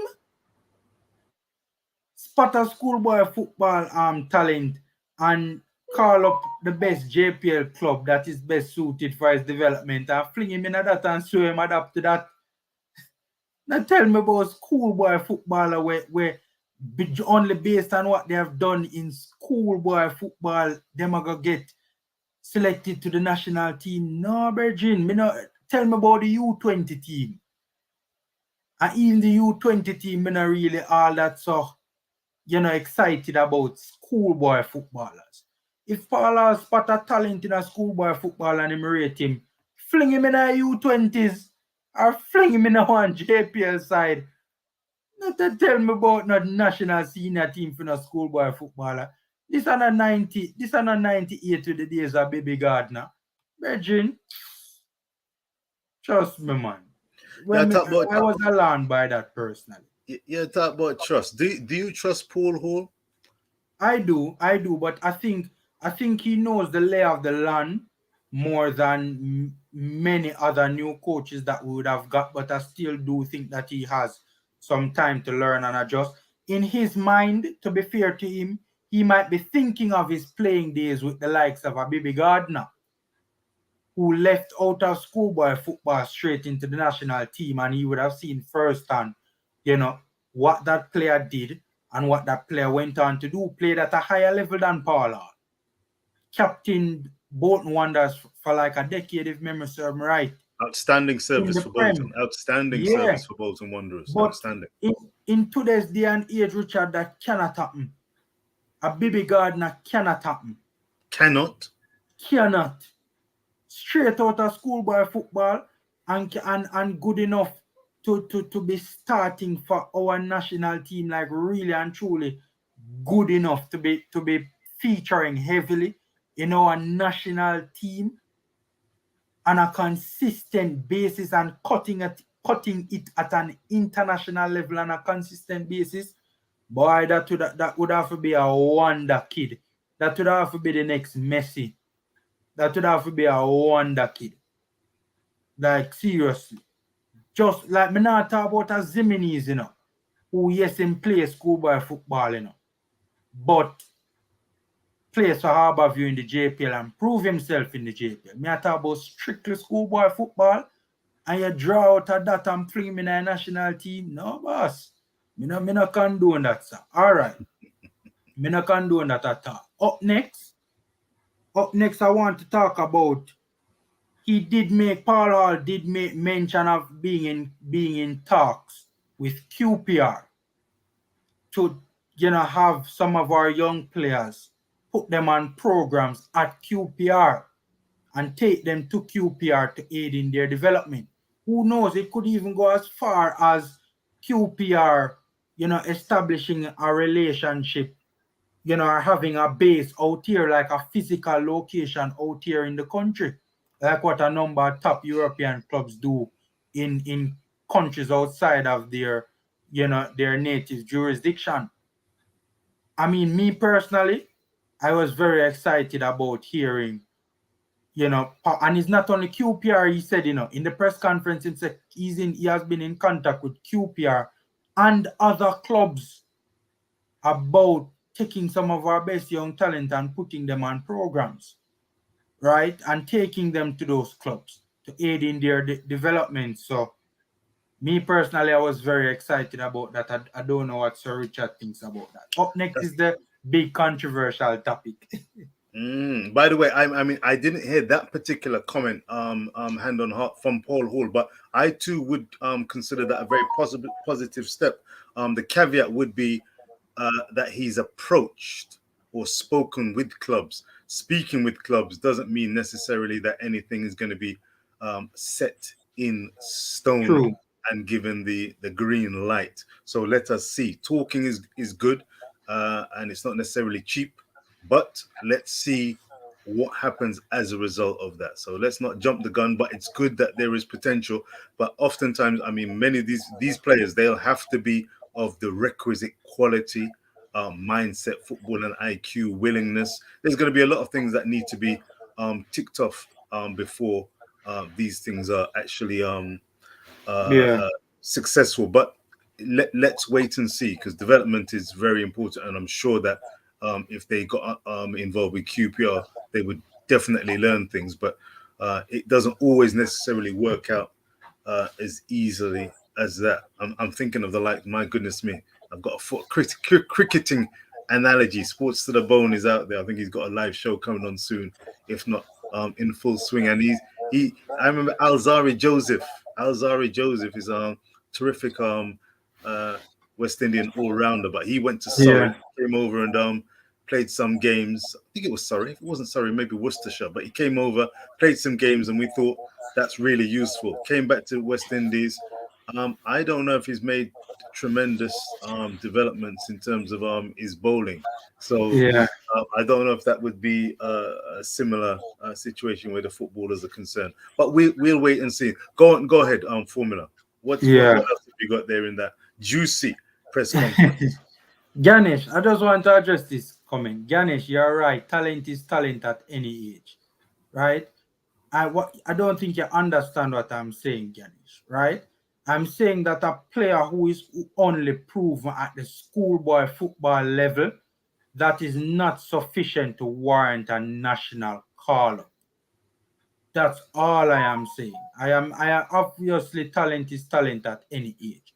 It don't matter whether you are 15 or, I mean, Genk wanted to sign Leon Bailey as a 15-year-old, right? They wanted to make him a professional.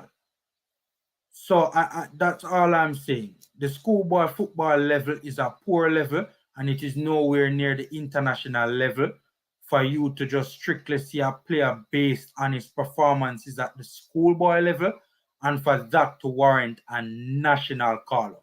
Right? I want to see if are you going to actually take on? I'm just reading this comment here.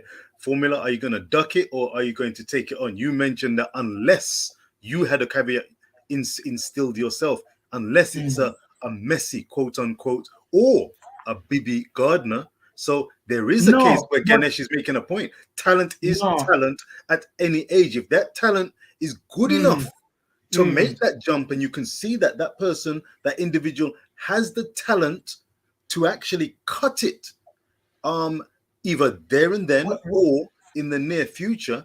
Is that possible? I think that's what Ganesh's question is. Don't sit on the fence on this one, Formula. What? Don't sit on the fence on this one. It's a very interesting question, but one you can deal with, I hope. When I made the Messi comment, right?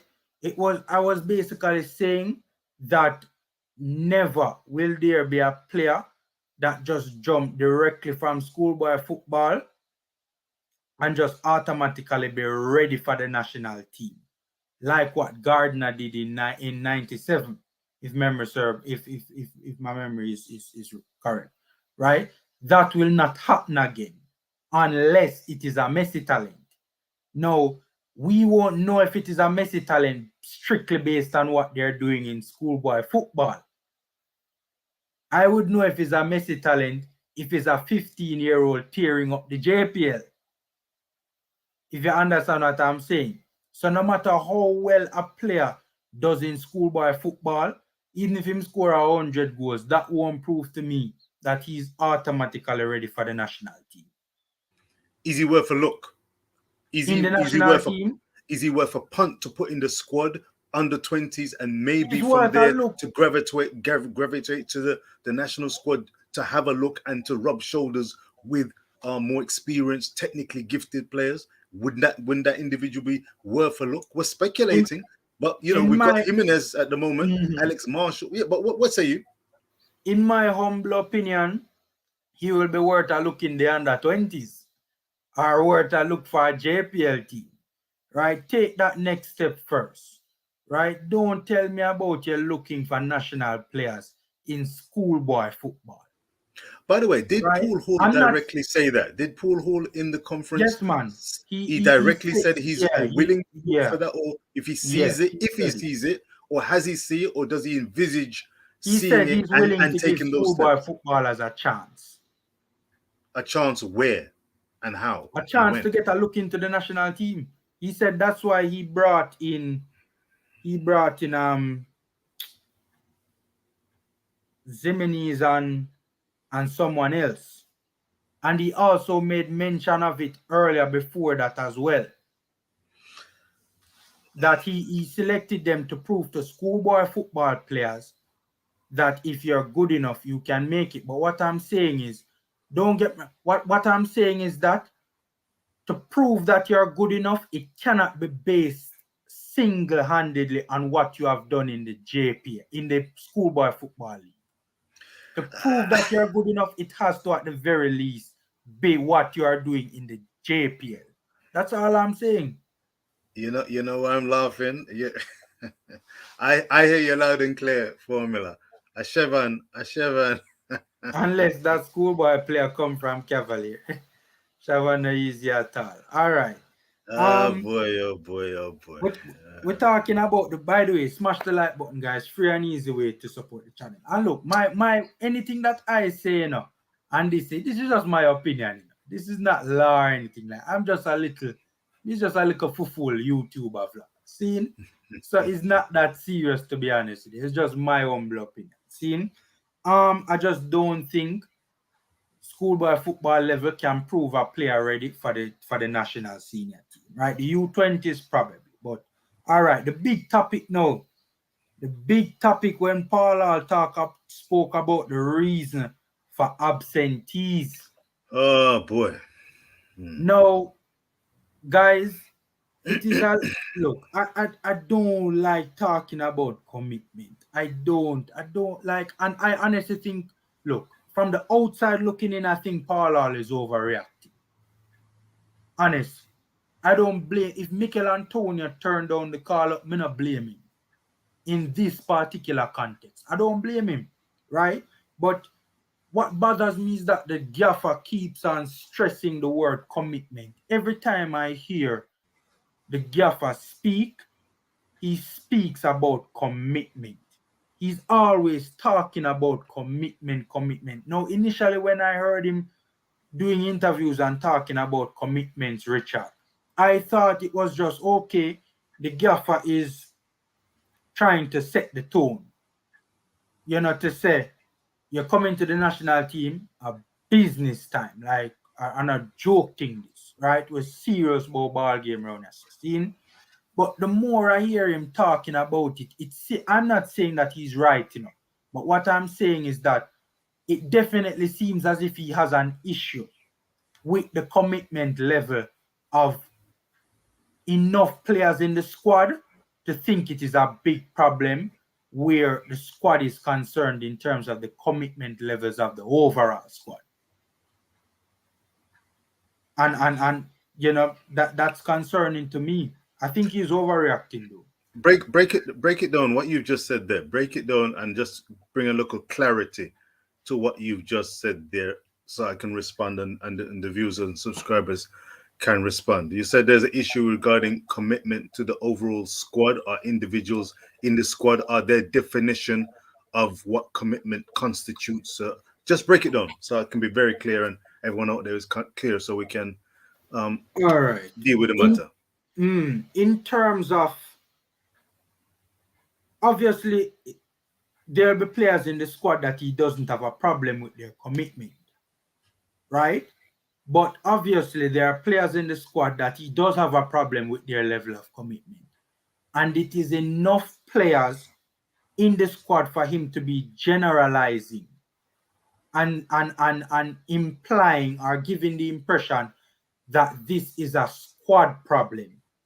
If you understand what I'm saying, the issue of commitment. Am I articulating myself well for you to All get right. what I'm trying to say?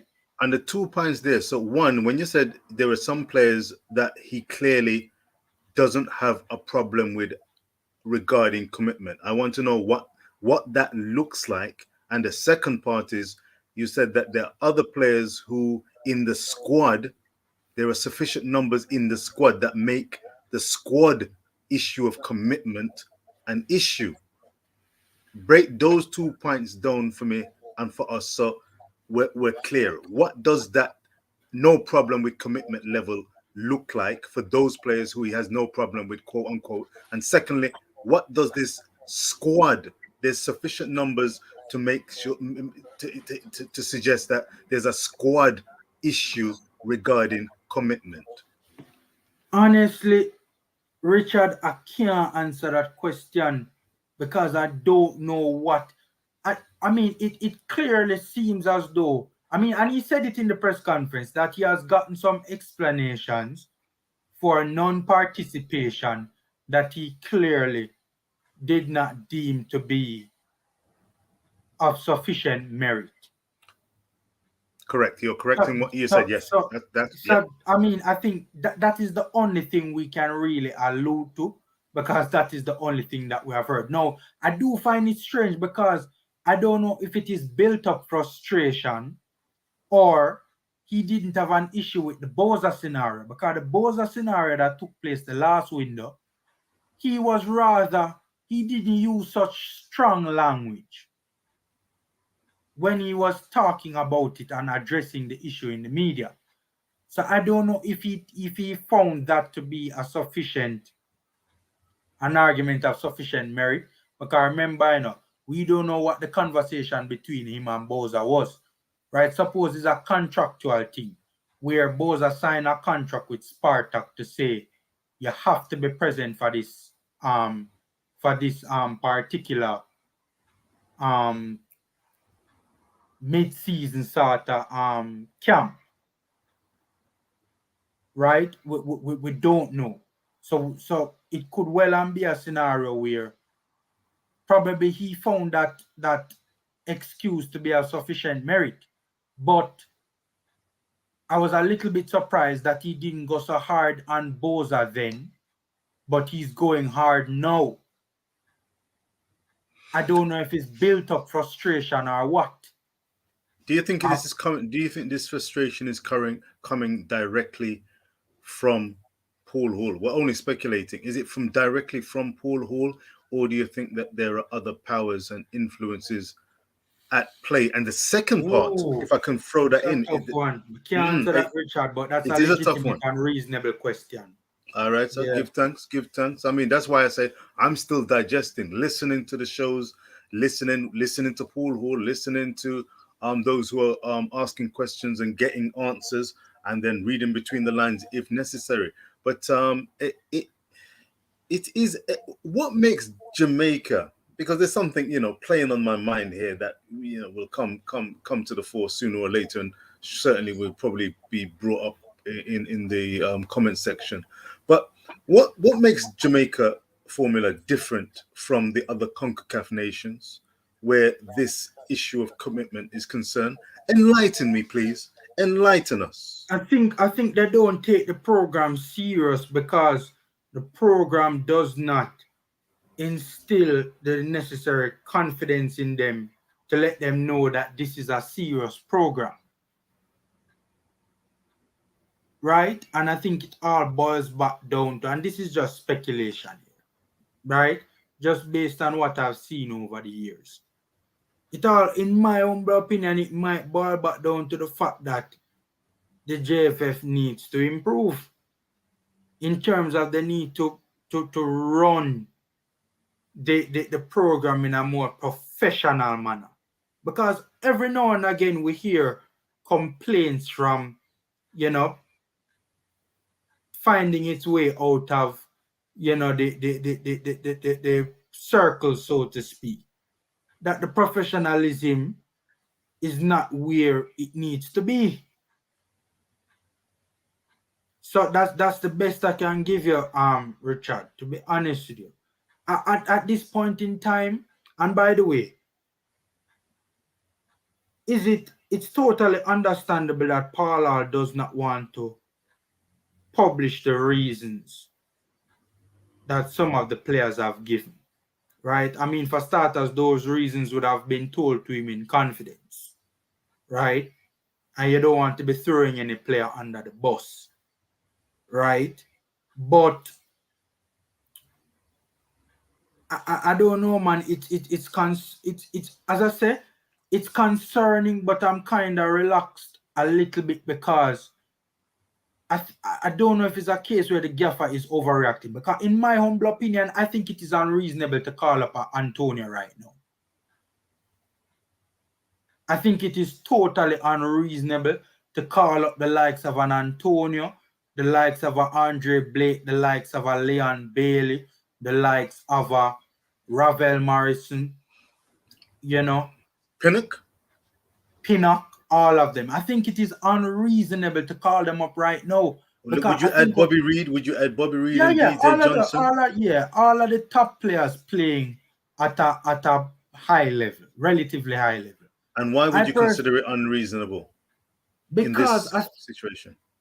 I think that it is a unique circumstance we're in where this COVID thing has really kind of cramped the fixtures.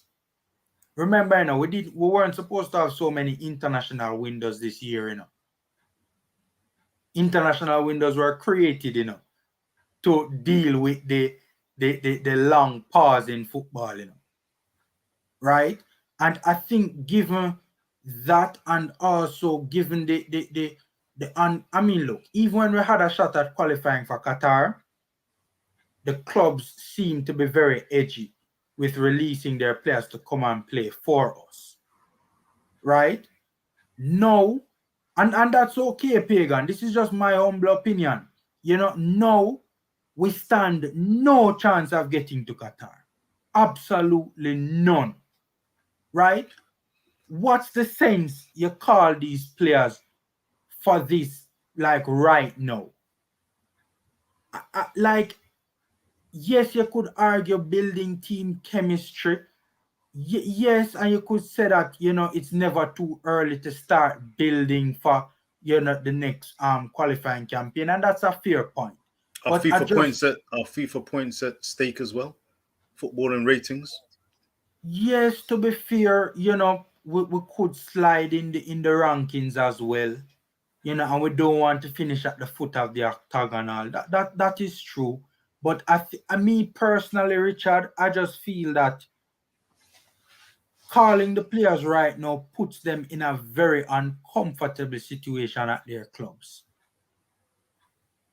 Because we have heard even a Joel Grant, talk about just how, and Andre Gray as well, talk about just how uncomfortable it can be when these scenarios arise.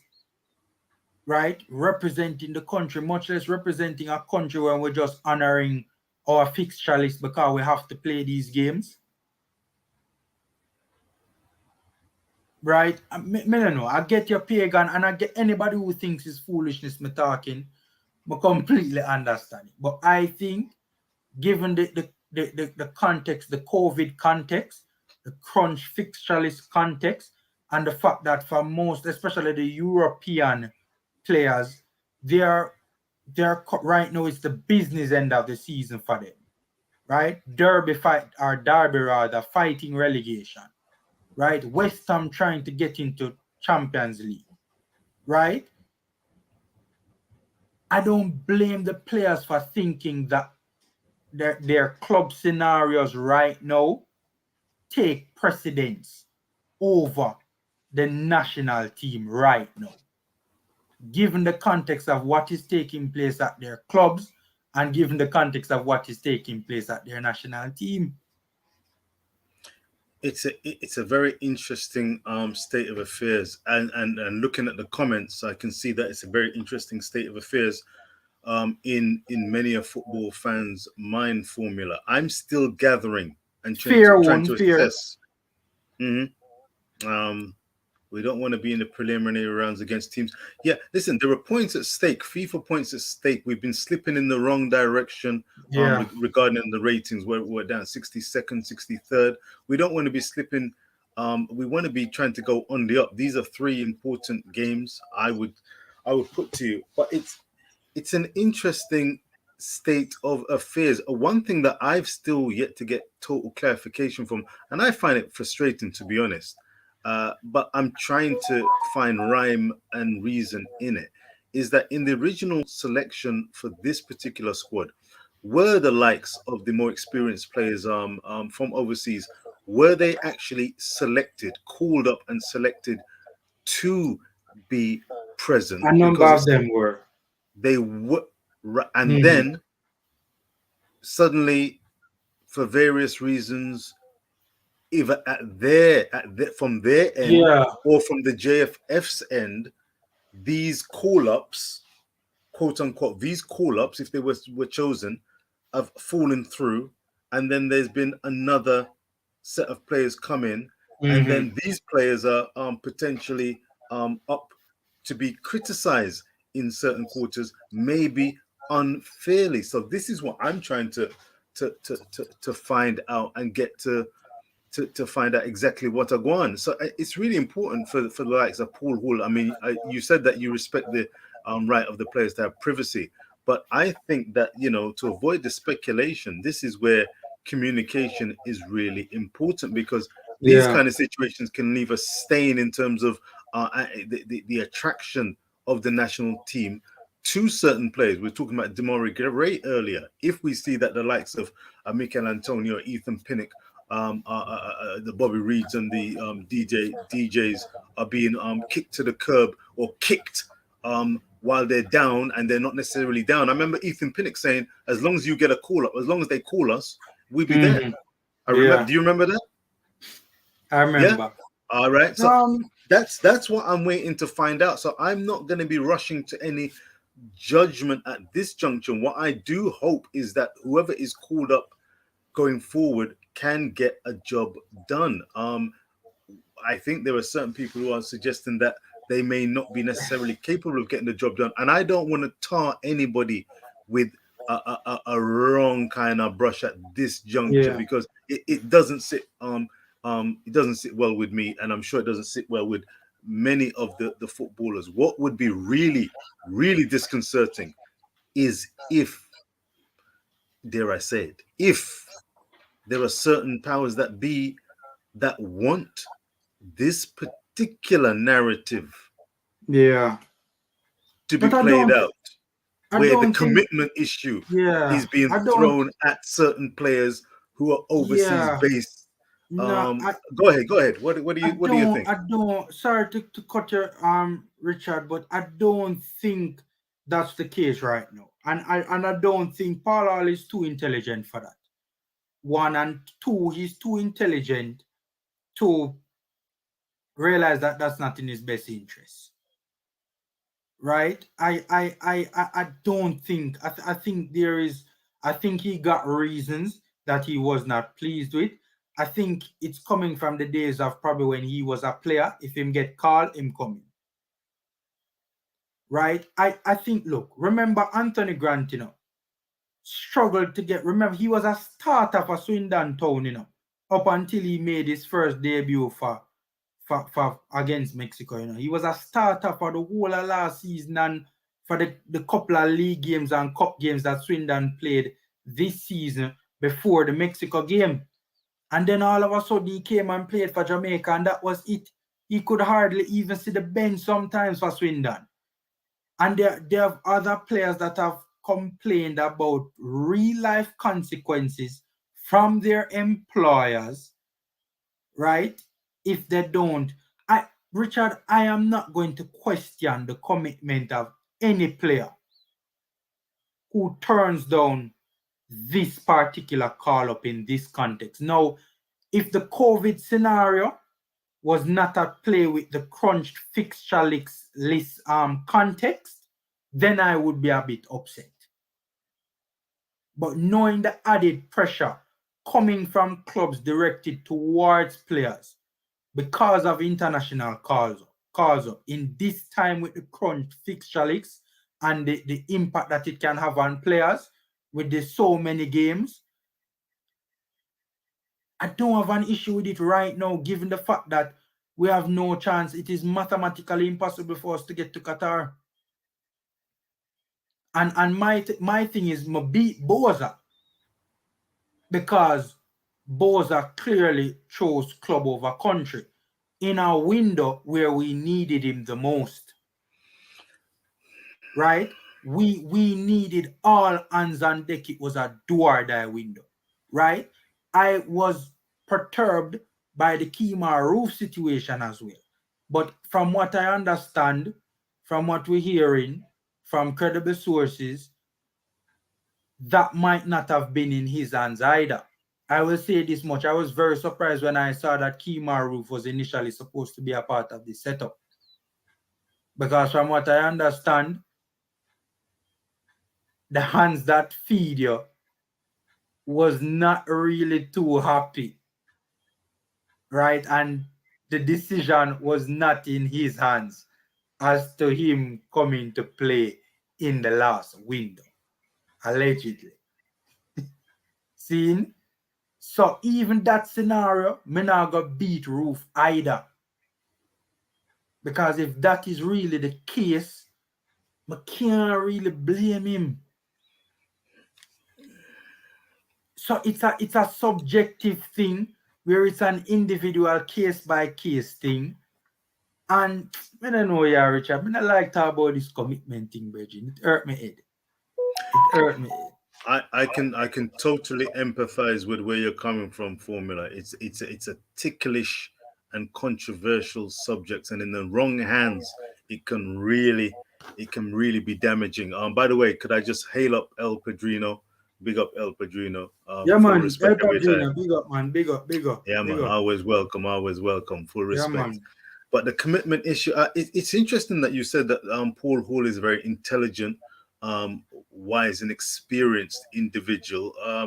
Maybe not as a manager, but as a footballer and somebody who's been involved in the developmental aspects of football. And you said that maybe he's drawing from his own personal experiences when he was playing for Jamaica and went to the through the campaign up until the 1998 France tournament. But it's interesting, and I'm sure that could be a question that it would be great to have a journalist. I certainly would be asking that type of question.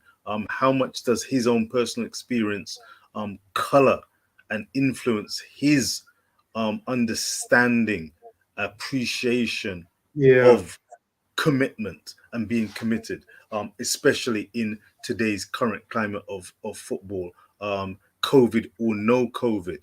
That would be really an interesting question. You know, what constitutes being committed? That's something that I'm still struggling with. But as you said, he went out.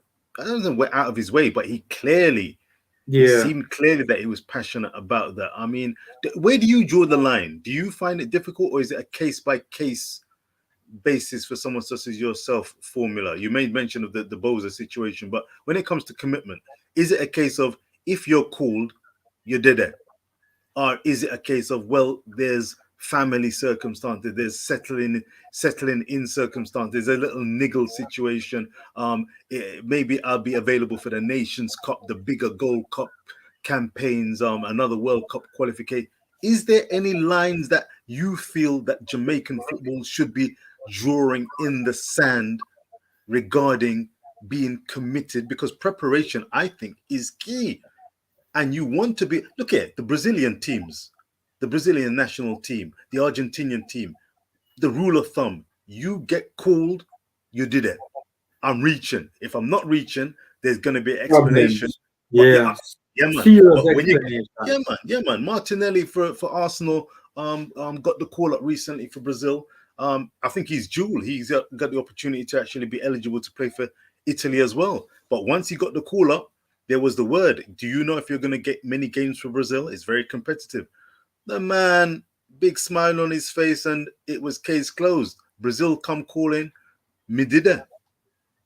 Locked it down. But that kind of, yeah. Is there any line in the sand for you, Formula, when it comes to being available? Because you know, as day follows night, I can sniff something in the air whereby if you are a little closer to Sweet Jam Down and you're in certain circles, everything is blessed. You get the call up, I'm there, no problem at all. There's no flight issue. There's no fright issue. Your manager's not going to be asking for a word in your ear. He's just going to be saying, all the very best. If that, speak, Formula, speak. Lines in the sand, sir. Lines in the sand. For me personally, I used to do it. But I don't do it anymore. I don't question the commitment of players. And the reason why I don't do it is because I was thinking to myself, it's all just entirely baseless speculation.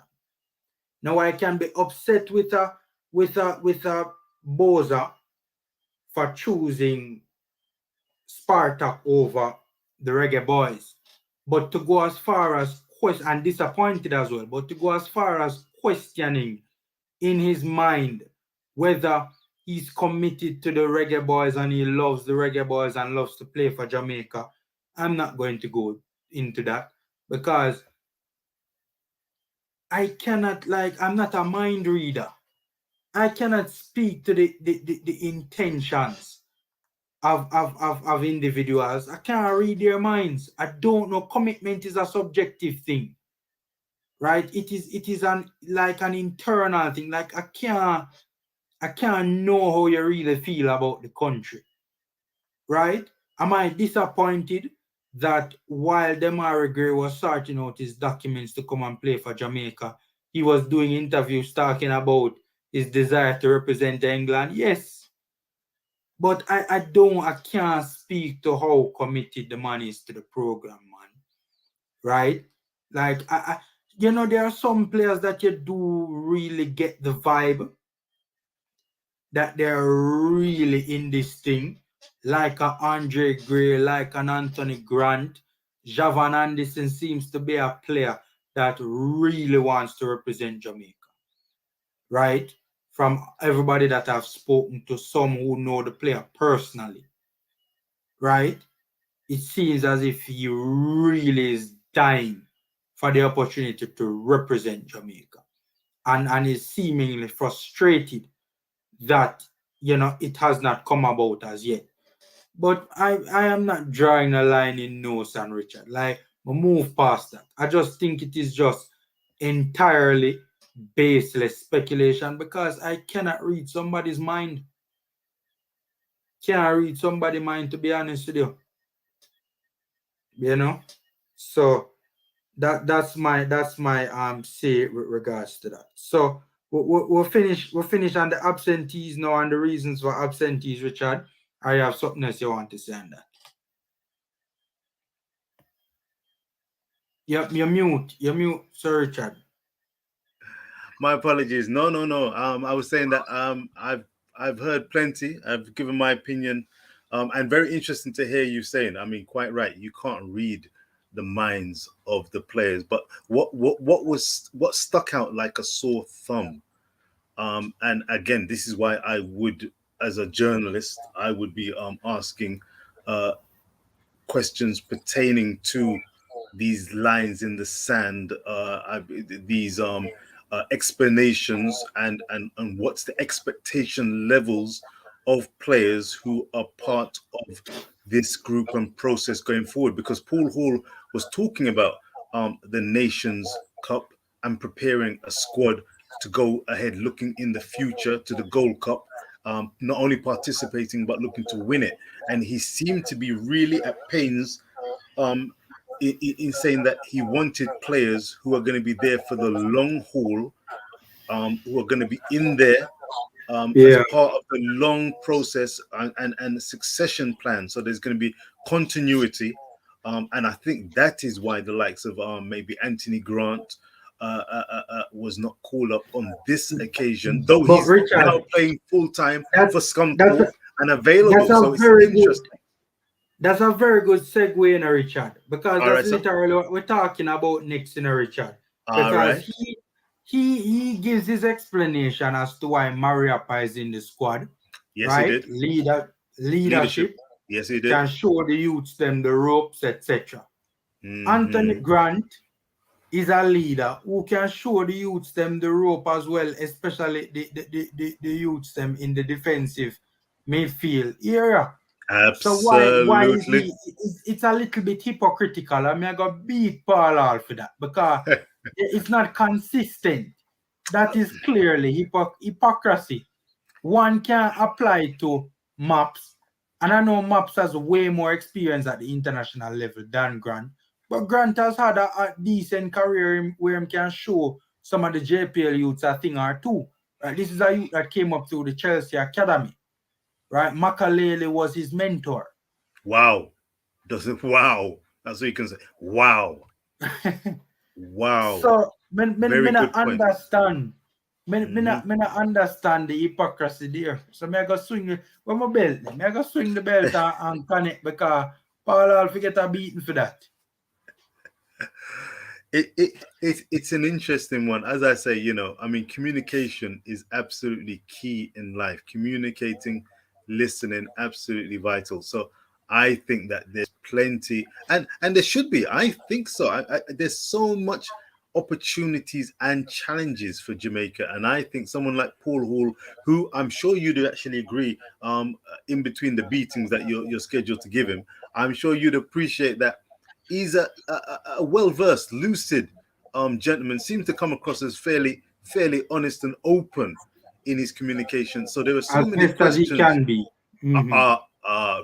Well, right. So within those parameters, I think it would be interesting going forward where further questions are asked. I mean, we had that press conference, and it's a world of difference compared to when Tapper was at the helm. So we applaud that, but we need to find and get some answers to some really burning and pertinent and relevant questions. Very interesting. Would I go as far as to say double standards? Well, Paul Hall, he must know in his own mind why he said, as he clearly said in the press conference, that Mariappa is someone who has got a huge amount of respect for his leadership qualities. And then we've got the segue to the central midfield situation where, well, let me put it to you then. Hold on. Let me just put it to you, because I'm sure Paul Hall may have considered this, and this may be his thinking. Anthony Grant could, if selected, have come over, join the squad, but not been in a playing role. Would that, and how beneficial would that have been? Would that potentially been a little slap in the face to Anthony Grant, in terms of he may feel that he can actually play a part on the pitch? He's not retiring himself and just coming down for a mentoring role. He's performing if he's available, fit. I can tell you ready. what it is, Richard. Go ahead, sir. Please do. I don't think he's a fan of Anthony Grant's playing style. I think the way he wants to play, because Anthony Grant, is really and truly win the ball back, make the first best passing option, right? Shield the back line, win the ball back, make that first pass, right? To get there. He's not seen as a ball playing CDM one, and two, he's not seen. Paul Hall likes mobility. I think that's clear. Paul Hall wants very mobile players in his squad. And Anthony Grant is not the most mobile because, we all know what mobility can do, especially when it comes to aiding the quality of good build-up play, right? And I think that's his issue with Anthony Grant. I don't think he's a fan of Anthony Grant. He's not a fan of I think he respects the player, but I don't think he's a fan of his playing style. That's a very interesting point. That's a and very it probably interesting is point, down Farmer. to his age, why he's not as mobile as he used to be. Yes, yeah, without doubt. That's a very good point that you've raised there. But you made the good point that he also brings a lot up here, a lot of experience, a wealth of experience. Very good communicator on the pitch, does a lot of pointing. As you said, keeping it simple. Sometimes that's the best way to do it. So he could bring something to the party. And that central defensive position is something that, as you said, if Paul Hall is not a big fan, well, his system and style of play will again come under scrutiny. So we'll see. So hold on a minute. Are you expecting no CDM as such in the game against El Salvador? We've got Speedy, maybe Ravel, Lamar Walker's available and slated for a possible start. But who do you see playing that kind of CDM type role, I think or it is it will going be to be a Speedy. different look? I think it will be Speedy. I think he will assume the role of a deeper line playmaker. And I really don't think, when it comes to midfielders, I don't think Paul Hall is Pagan. Let me address it. Please do. So Please Pagan, yeah. rewind Max and get speaking. Pagans. No, I'm not saying that. I'm speaking specifically about midfielders. Go back to Farmer Pagan point before that. You did Mm. read that. I mean, I just saw it. Check out some of the comments, but I think Pagan made a comment about Grant. He found something baffling. Oh, yeah, he said he was baffled that see it here. He did elaborate about Grant. He said that Grant is indeed committed, but just wasn't selected and baffled too. Yeah, I mean, I think for Paul Hall, the mobility, yes, if a centre back, experience can and knowledge and high footballing IQ can compensate for the lack of mobility and not make it be an issue. But for build-up play, right, you're not being generated in the middle of the park, build-up mobility is key. And I think Grant makes up for his lack of mobility to a certain extent with his high footballing IQ. But I don't think for Paul Hall, it is enough to warrant a place in Paul Hall's midfield. I think that's the issue. Mariappa is a centre back, whereas Paul Hall wants a mobile midfield. So that's the best we can come up with. I wonder if that answers your question, Pagan 180. Pagan, it's a very good point. Very good point, but a good answer. Formula. If that is the case, I wonder if Pagan is satisfied with that. We'll hear from him soon. Have you got other comments? Yeah, man. Have you got some other comments you want to bring to the floor? Because the comments, we always respect the commenters. Big part of the show. Oh, comments. Oh, in the comment section. In the comment section. We only have a few points left to go, We don't have many more points. Grant can only play if we park the bus. Yeah, I know so Woon is not a fan of Grant. I don't think Woon is a fan of Grant. Woon is not I think he respects his qualities, but I think Woon has the same mentality as Paul Hall. He's not too fond of him from an attacking transitional standpoint. It's an interesting one. Do we have anyone outside of Williams though, to play that particular role? I mean, again, this is going to be a juicy question. I don't know if it was picked up on in the press conference. It may have touched on slightly, but that's going to be an interesting thing because we're used to seeing Grant and over the recent months, and he's performed for the most part really well with passion and with intelligence. But if there's a new general, a new broom in the house, then we're going to have to adjust. And I would be fascinated to ask and find out from Mr. Hall, how does he want his midfield to play? Who's going to be keeping it simple? Who's going to be the enforcer? Because when you go into the pitch, it's not just one-way traffic. You're going to have to deal with the opposition coming at you. So again, it's another tasty prospect to look forward to in the game against El Salvador tomorrow. Not necessarily a like for like is what you're suggesting.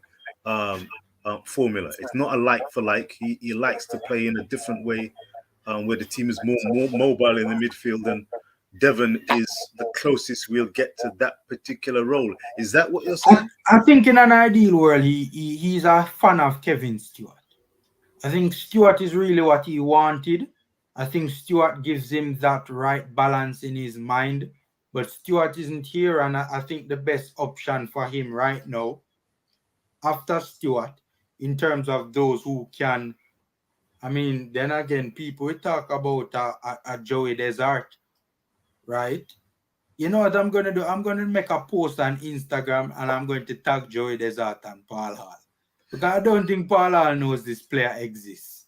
I don't think Paul Hall knows this player exists. By the way, Kappa, that I can't speak to the starting lineup, obviously, but it does appear for the most part as if, because we showed it earlier in the live, it does appear for the most part that I'm not the most familiar, the most versed with the El Salvadorian team, but a lot of the names look very familiar. I've seen a lot of the names before. So I will say that much. I'd be very surprised, Kappa. I'd be very surprised if wholesale, that's the word I'm focusing on there. Yeah. Wholesale changes are made. Of course, looking at the table, they are where they are. They're I think one place above Jamaica. They've got a real 2 outside points. 2 points. Not a great chance. They have no chance, Richard. Richard, they don't have no chance. They're not getting to Qatar. They don't have no outside chance. So given that is the case, they're in a very precarious position if they had any aspirations of boarding any type of airport for Qatar. Well, it's just would they want to make changes? National pride. They want to finish the campaign strongly. I interviewed a scout for the El Salvador national team when we played them first tonight. It was a part of a preview that I did when we played them first. And he made it very clear that El Salvador really and truly was not targeting Qatar. Right? The instructions that he was under with regards to scouting for the El Salvador national team from his federation was putting together something that could make a strong, the word they lose me right now, a strong showing campaign for the next World Cup qualifying cycle, which is 2026. Okay. So really and truly, the El Salvador doesn't really have any intentions of qualifying for this tournament from the get-go. From the day one, they never really intended on qualifying for Qatar. Very interesting, isn't that interesting? Well, I wonder. I would strongly suggest. I say I wonder. I think as part of that preparation, they could go either two ways. They could keep the bulk of their team for safer cohesion tomorrow and for pride, that they will ensure that they can produce the best possible performance, or they could seek to experiment to a degree to bread and blood other players into their team. So going forward to that 2026 campaign, they've got this along the road to that particular and of course the campaign would begin in earnest around 2024. So they may be looking ahead.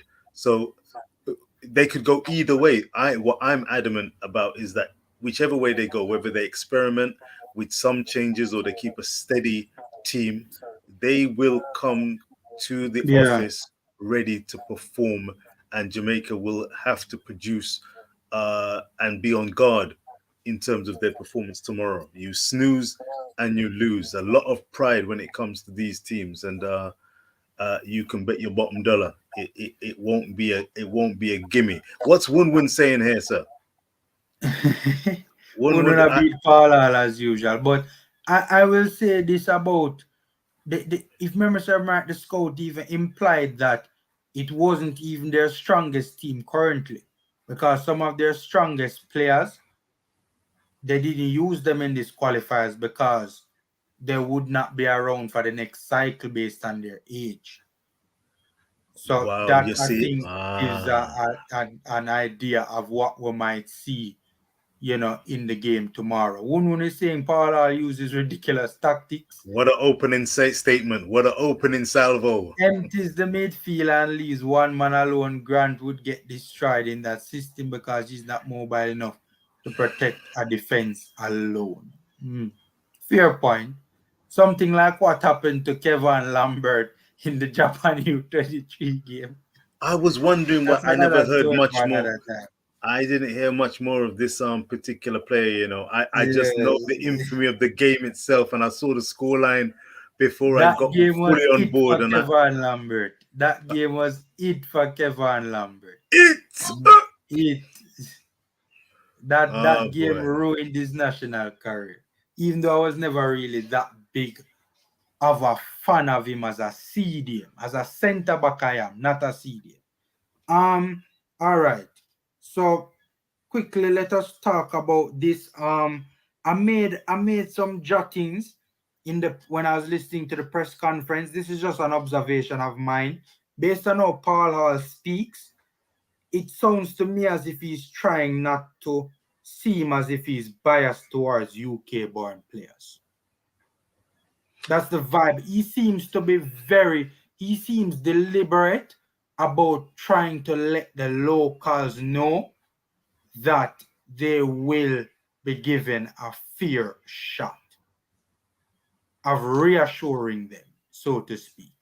That's a good jottings and a good, reasonable observation formula. Whether do you agree with that from a PR perspective or from more than a PR perspective? Because I agree that did seem to be the feel of what he was saying. Where do you stand regards that?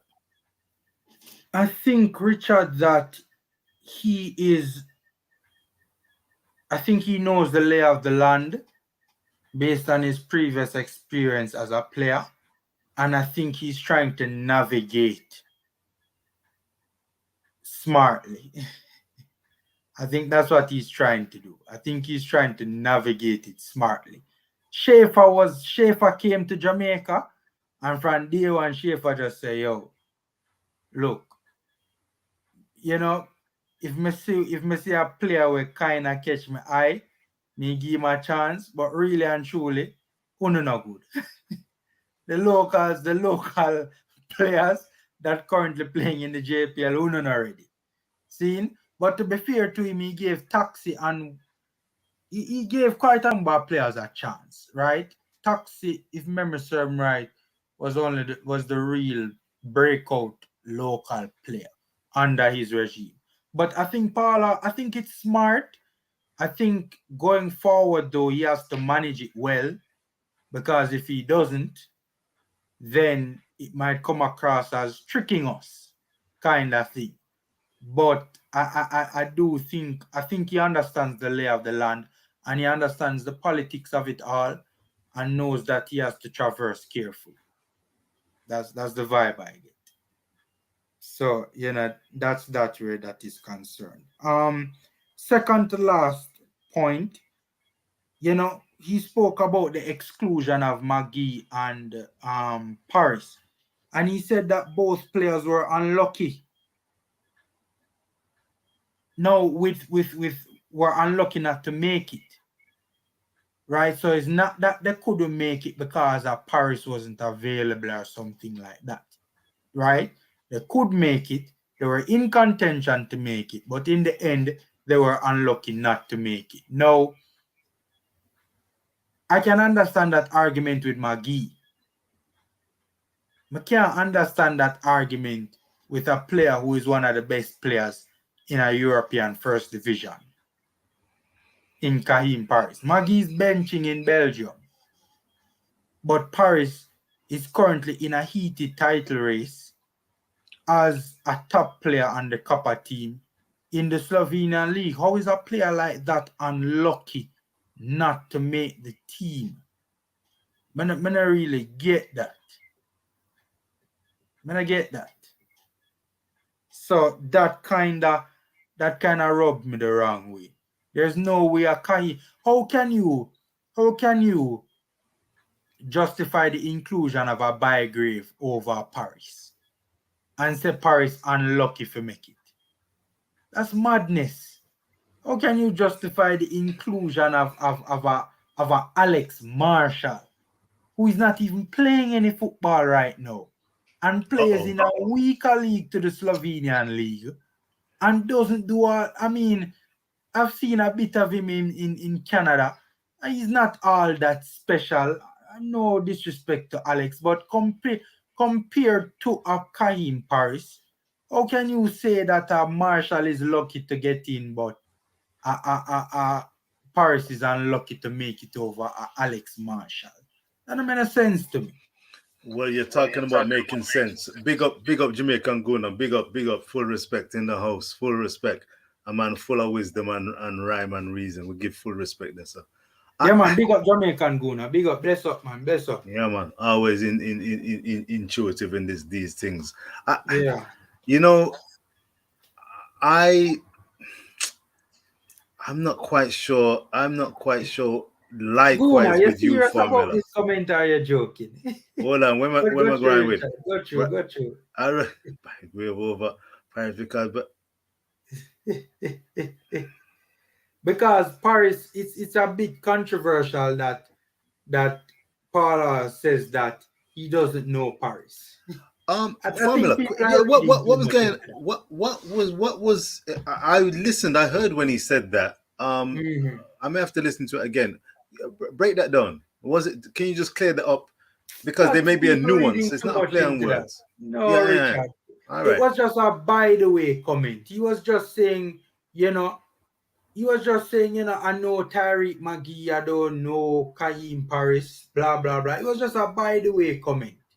And is it fair in terms that he doesn't personally know too much about Paris? He does. He has, remember, McGee he's not worked with him. Yeah, he has not worked with Paris. Paris has not featured in the national team since Paula has come around. What I would be worried about is if he doesn't know of the exploits of the player. So if he hasn't watched Paris in the Slovenian league, right? If he hasn't seen Paris balling in the Slovenian league, that would concern me. So if he doesn't know him from that standpoint, then, is it that the QPR job is does he have too much on his plate? But I was hoping that's not the case, and that could be easily cleared up with I mean, I'm sure there may have been questions from and subsequently, the questions regarding what did he mean by that. But I can well and understand that he may not have met or worked with Paris as much as he may have been aware of McGee, but I'm sure he's heard of Paris. But just a simple question and answer would be able to sort that out. The rhyme and reason around the selection of players, it'd be very, very interesting going forward, though. Very, very, very interesting. You see Jamaican going there just showing the ridiculous of the narrative. That's why I'm listening carefully and trying to read between the lines. Sometimes it's what's not said or what's not done as well as what is done.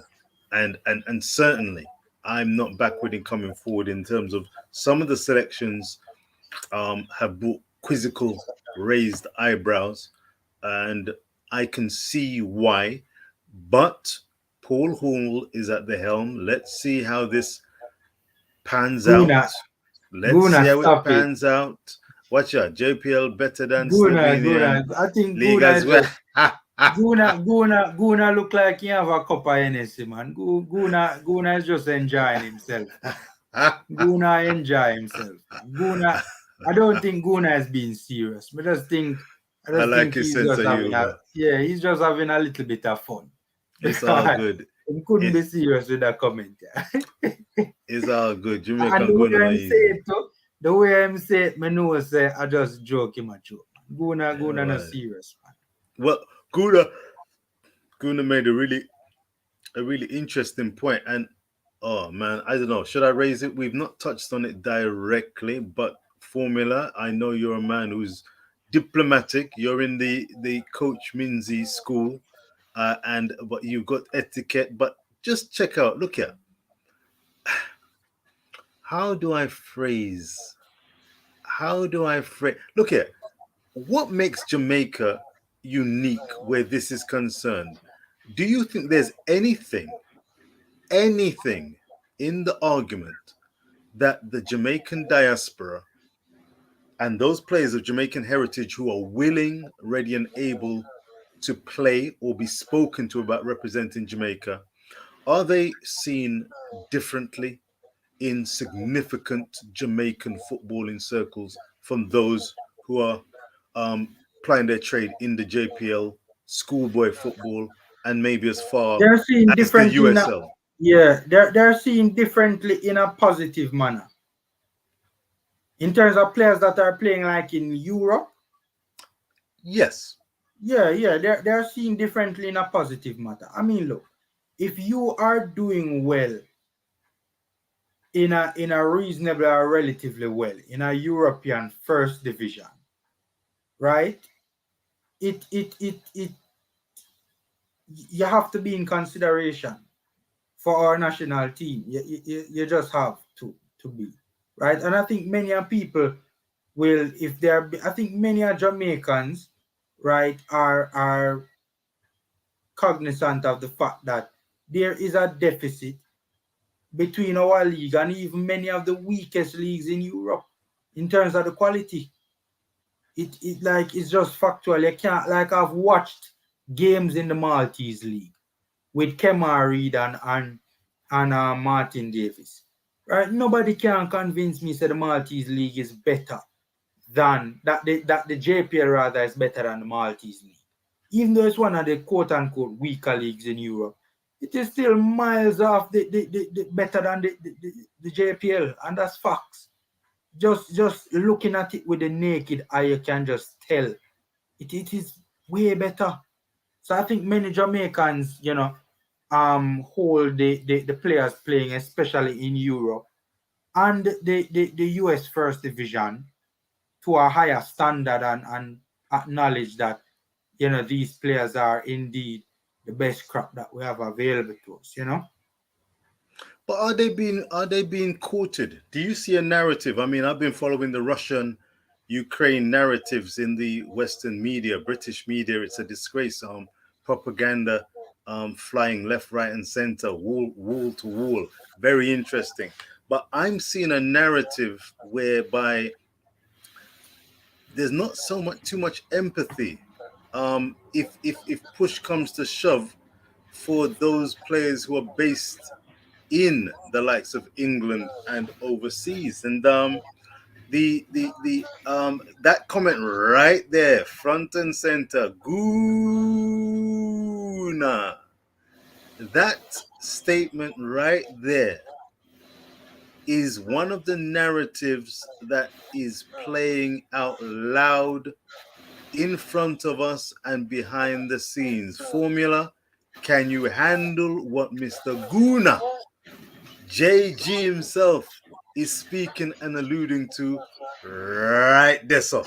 I think it's a very nuanced issue. I wouldn't say that there isn't any much empathy. I think I think there are some people who think that like European-based Jamaicans would have greater opportunities at their disposal. I think that there's this narrative out there that they have greater opportunities at their disposal that local or Jamaican born players don't have. And so and I'm not saying I agree with it, but there is a narrative that, we kind of need to give a blight, so to speak, to the locals or the local boys. Give them a chance, give them a shot to make it. Whereas, what's his name again at Reading? The 17-year-old at Reading who did score the double the time away. What's his name again, man? Oh God. Jamari something another name. I don't remember his name. A player like that now, at 17 years old, broke through in the Reading first team. And so that is a huge opportunity. So he doesn't really need our national team then. I get that. And I'm not saying that that's how I see it. I'm saying that's the vibe I get from people, that their whole sentiment is that a player like him don't really need the national team, whereas a player like a Tyreek Jimenez needs the national team. Must win. Me not say me agree with it, boss. I'm just saying that's the rhetoric out there. I'm not saying I agree with it, boss. Right? I don't think. Look, I understand both sides of the argument, but at the end of the day, especially for games to prepare for major tournaments and for major tournaments, we need to field the best possible squad available to us, and we need to be better with our recruitment.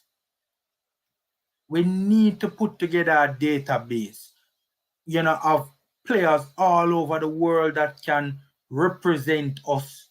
We need to put together a depth chart. That database should be grouped in left backs, right backs, center backs, CDMs, attacking midfielders, strikers, etc., etc., and put together a depth chart. And we need to stop playing around. Suriname isn't playing around with their overseas born Surinamese players. Curacao isn't playing around. Dominican Republic is starting to make moves. Right? We need to do better where that is concerned, man. Because I don't think our JPL players, them not ready. And honestly, the best way going forward to really give these youths a fair shot is to qualify for a World Cup, take the money and invest it in a proper development structure. Right? And make a development structure actually make sense. Get the best players available to us. Put together a proper program and a proper running into a World Cup qualification campaign. Right? Qualify, take the money and invest. But now I'm going to say something right now, I'm going to read between the lines, It is not in certain people's best interest to do that, because FIFA money, you can't really play around with FIFA money. Let's just put it at that. But I'm fling on the allegedly too, because I don't want no lawyer to try nothing, I am not. Look. I'm gonna read between that. That is my opinion on the matter. That is my opinion on the matter. Right? Player sales will go directly into. Player sales is not deemed to be FIFA money. Player sales is private money. We can go in a. I've said enough. I get the gist. I get the gist. I don't even need to read between the lines. I get it. People hit the like. Hit the like for the man. Hit the like for the man who hold tight and I use some very delicate treading. In my opinion. Allegedly and in my opinion. Right? Hit the like button. Don't forget. No phone call from the lawyer. No call my phone. I don't have no case. All right. Quickly, I'm not gonna really discuss this much, but I just thought it was interesting that he did make a comment in the latter stages of the press conference, Paul Hall, that would suggest to me that if he adheres to what he's saying, it should be a little bit difficult for Boza to get back into the squad, because he did say that players who turn down call ups, you know, there is an issue with him, the gaffer, where commitment is concerned. In other words, I'm not too sure about you. So, and how committed you are. So, if he holds steadfast to what he's saying, will it be a case that Boza might have difficulties getting back into the squad? I don't know. We're just putting it out there. I And think. Go ahead. got you, Richard. Got you. I was going to say the caveat seemed to be in that conference, though. It's a case of being prepared, willing and able to fight for your place, because if you're not in the team, Yeah, as you've just said, yeah, there's no given that you're going to just walk straight back into the team. So that's a very good point, Richard.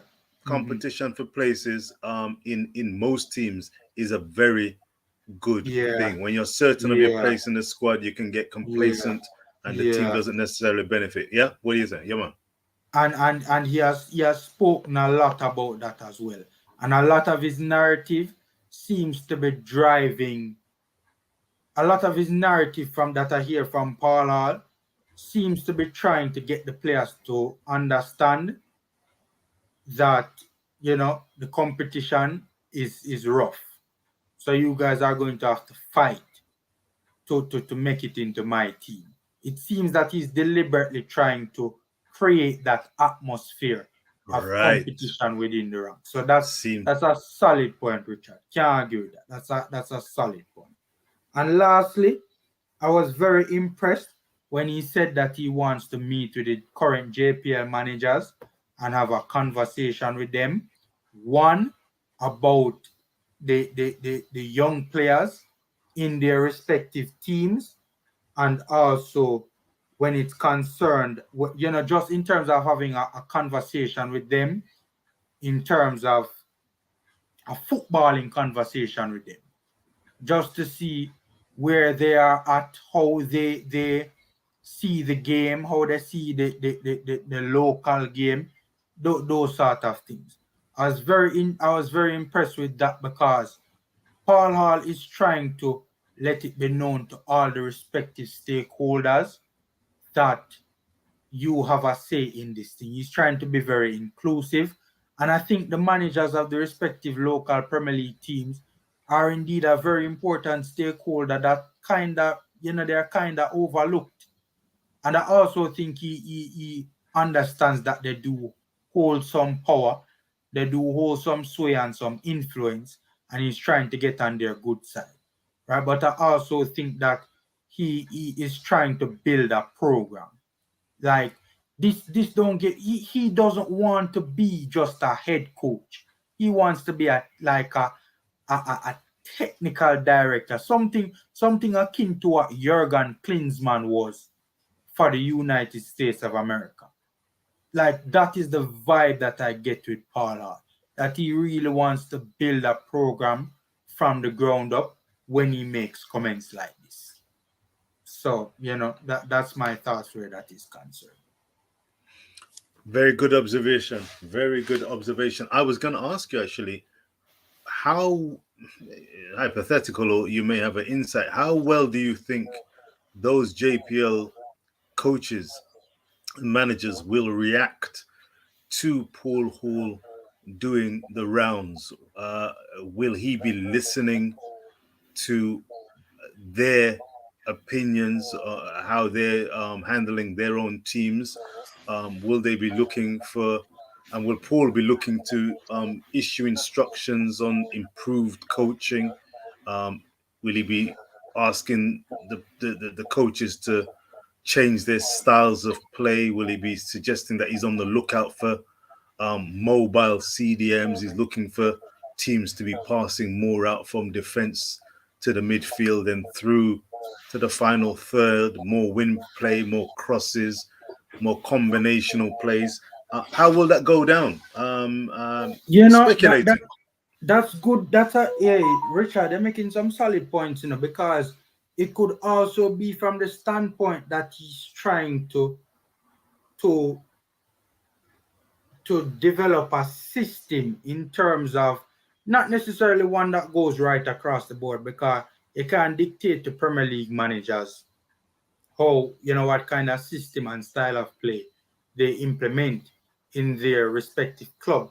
But I think what he's probably trying to do is trying to understand also, you know, the culture and you know, the players in the league and how the league, you know, operates, to see what's the best sort of system that can be implemented for the national team to facilitate, you know, local players or just all the players, you know, all the players in general, because, you know, we're all Jamaicans and we do, generally speaking, you know, we do have a certain culture, you know, and it's evident even in overseas born Jamaicans, you know, we do have certain characteristics, etc., etc. So I think he's just trying to really like engage all the respective stakeholders and have a relationship with all the respective stakeholders to ascertain the best way going forward for basically all aspects of the program, you know. Fair dues. And that's good. That's Winwood, really good. Winwood taking out the belt. I mean, I don't know if you put back your belt, you know, formula, but Winwood a draw from belt, yes, sir. I don't understand why Woon. Look, I'm not saying Paul Hall is the next Pep Guardiola, I know, but I think that he is the best candidate right now, given all the respective variables. I think he's the best person right now, given all the respective variables. Could that change if Messi a bag of foolishness in the next round of fixtures? It probably could, but I don't know. I think he has potential, and I think he's good. I think I've seen enough to think that he's good enough to work with going forward. I think I've seen enough from him to arrive at that conclusion, to be honest with you. All right, Pagan said game predictions. We talked about, yeah, we finished with the press conference now, basically. I mean, by the way, I'm sorry that I didn't get, because really and truly I wanted to play the audio and you know, you guys to hear what he actually said, and then we chop it up. But unfortunately, you know, that couldn't take place. But it was still a good discussion nonetheless. Yeah, man, and it's available. It's available. It's Yeah. available. It's available on YouTube to go over for sure. But yeah, we chopped it up pretty well. Pagan 180, very timely question, sir. We've chopped it up and discussed. Love the discussion, by the way, formula. Well conducted, and thanks for Yeah, all man. the comments from everyone concerned. Very useful, very interesting. On point. Full respect. Yeah, man. Yeah, man. I mean, you know, Richard is a learned individual. So, you know, the reasoning is always good. We never really do predictions though. We talked about the game earlier, but we never really did predict. Honestly, I don't know what to expect in term. I think honestly, if Paul Hall plays what many of us deem to be his strongest possible 11 out of this particular squad, I think at best we might can get a draw. At best we might can get a draw. Is it the best game out of the? Is it our best chance out of all three games to win? This El Salvador game is the best chance for us to get a victory in this round. Do I think it will happen? Not to be negative or not to be. I'm always just as real as I possibly can be, right? If I can't spell it out, I'm gonna read between the lines. because sometimes you can't spell out everything because you don't want to get sued. But I think at best we'll get a draw. I think at best we'll get a draw. I think the quality, if he starts his best 11, the quality will drop when the substitutes start to roll in. And when that happens, I think we might have problems closing out the game or even holding on to the game, right? But at best we'll get a draw. I don't know how Richard sees it. Well, I don't know if we have the quick opportunity to call out a potential possible 11. I know that somebody, one of the commenters kindly sent in their prospective starting 11, and it looked pretty well, reasonably strong for the squad that Paul Hallers had assembled. Did you hear me? Had assembled. Yeah, but I don't know. Yeah, interesting. If he, all right, you know what? Should I be provoking? Do you think that Paul Hall chose personally, handpicked his 23? This 23? Ooh, that's. I think yeah. I think he did. I think he was at the camp. All right. And he went to some JPL games as well. Mm-hmm. And I think he did. I think he did. I don't think this was a. I don't agree with the narrative that this squad was picked and given to him. Was the pool picked and given to him? Yes, but not the squad. Not the squad. I think this squad is his. I think it's his. Okay. So interesting. I'm still listening, still pondering, still reflecting as to the ins and outs of that particular unfortunate conundrum. I say unfortunate because it'd be nice to just have clarity and just full assurance that this is the team he's going with. But it is what it is, and Paul ultimately will be taking responsibility.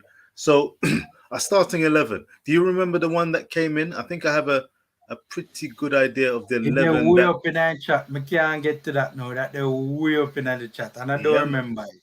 I remember. I think I could remember it, and I think if this perspective, I think there's only one position that I can't remember. So help me out.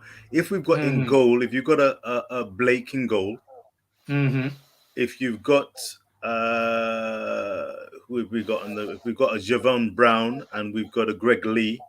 Playing right and left back respectively. If we've got a back three of Mariappa. Low is available. Is that right? Is Low available? Yeah, Low is in the squad. Mariappa, Low and King. I think it was Mariappa, Low and King as a part of a back three.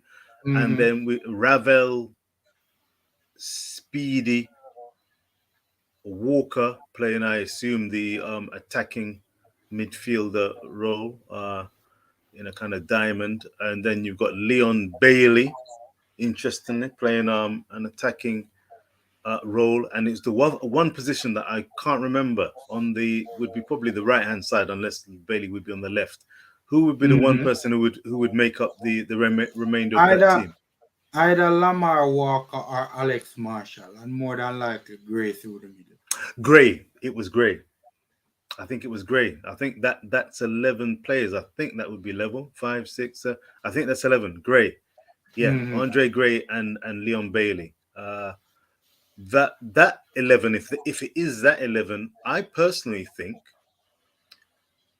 I'm a bit more confident than you, Formula. I think, by way of prediction, I think Jamaica can win this game. They can win this game. Whether they will win the game, I'm uncertain. I'd be disappointed if Jamaica do not get something from the game, not something by way of a good performance. Points. I'd be disappointed if they don't get a point. But this team can win the game. I think we're underrating El Salvador. I think that's the issue. I'm not. Well, you know, from the start, I've not underestimated from the get-go. I think people think that El Salvador. No, underestimate them. No way. I think people think El Salvador is going to be a walkover, right? I'm not going to, with this particular squad, especially with the bench, I am not going to sit here and tell you that we're going to beat that El Salvador team, even at home. even at home, right? And one, to be fair, is a decent point you're making about El Salvador at home is a must win. The fact that you don't think we'll win and trust Hall so much makes no sense to me. It's a decent point, but honestly, I think this squad, I don't. All right, my starting 11. Greg Lay obviously at left back, right back Javane Brown, Richard, I think Damian Lowe, and whether Damian Lowe and King or Damian Lowe and Mariapa starts doesn't matter to me. Whichever, either King or Mariapa, it don't matter. So that's my back four. Lowe, Javane Brown right back, Lay left back, Damian Lowe, and either Mariapa or King. Right, and I'm going with a 4-2-3-1. Here's where I think this game will be lost. I think this game will be lost potentially more than likely in probably the last half an hour when substitutions start to occur. And that is one, that is the real reason why I don't think we can win this game. If we either draw this game or lose this game, I think that will be as a result of when the substitutions start to roll in. I think holding on to the game might be a problem when the subs, if we're in a winning position when the subs start to roll in, holding on to that winning position might be a challenge. If we're drawing the game when the subs start to roll in, winning the game, not losing the game might be a challenge. That's what I honestly feel. The pivots, Morrison and Speedy, I think that's obvious. The attacking midfielder role is my problem now. Who am I going to play at attacking midfield role? If I play Walker at attacking mid, that means I'm going to have to play Alex Marshall and Leon Bailey on the flanks, right? And Gray through the middle as the number 9. Now, I am not big on Lamar Walker starting. Lamar Walker is a decent young talent. I rate him, don't get me wrong. Player, is a player I have a lot of time for. But starting in a World Cup qualifying campaign, I don't think he's quite ready for that yet. He has come leaps and bounds. Leaps and bounds. And he's a player that can make an impact for us off the bench in the World Cup qualification round. But to start, I'm not fully convinced. And Alex Marshall, I've never been a fan of Alex Marshall. I'm just not a fan of his playing style. How would you describe his playing style? I've only seen bits of him. How would you describe his playing style? And would you say that you not admire, but you respect what he brings to the game? Maybe you don't. What say you? I've seen bits of him in the Canadian Premier League, right? I am not the most versed on his performances in Canada because I don't get up every day watching HFX Wanderers, right, in the Canadian Premier League.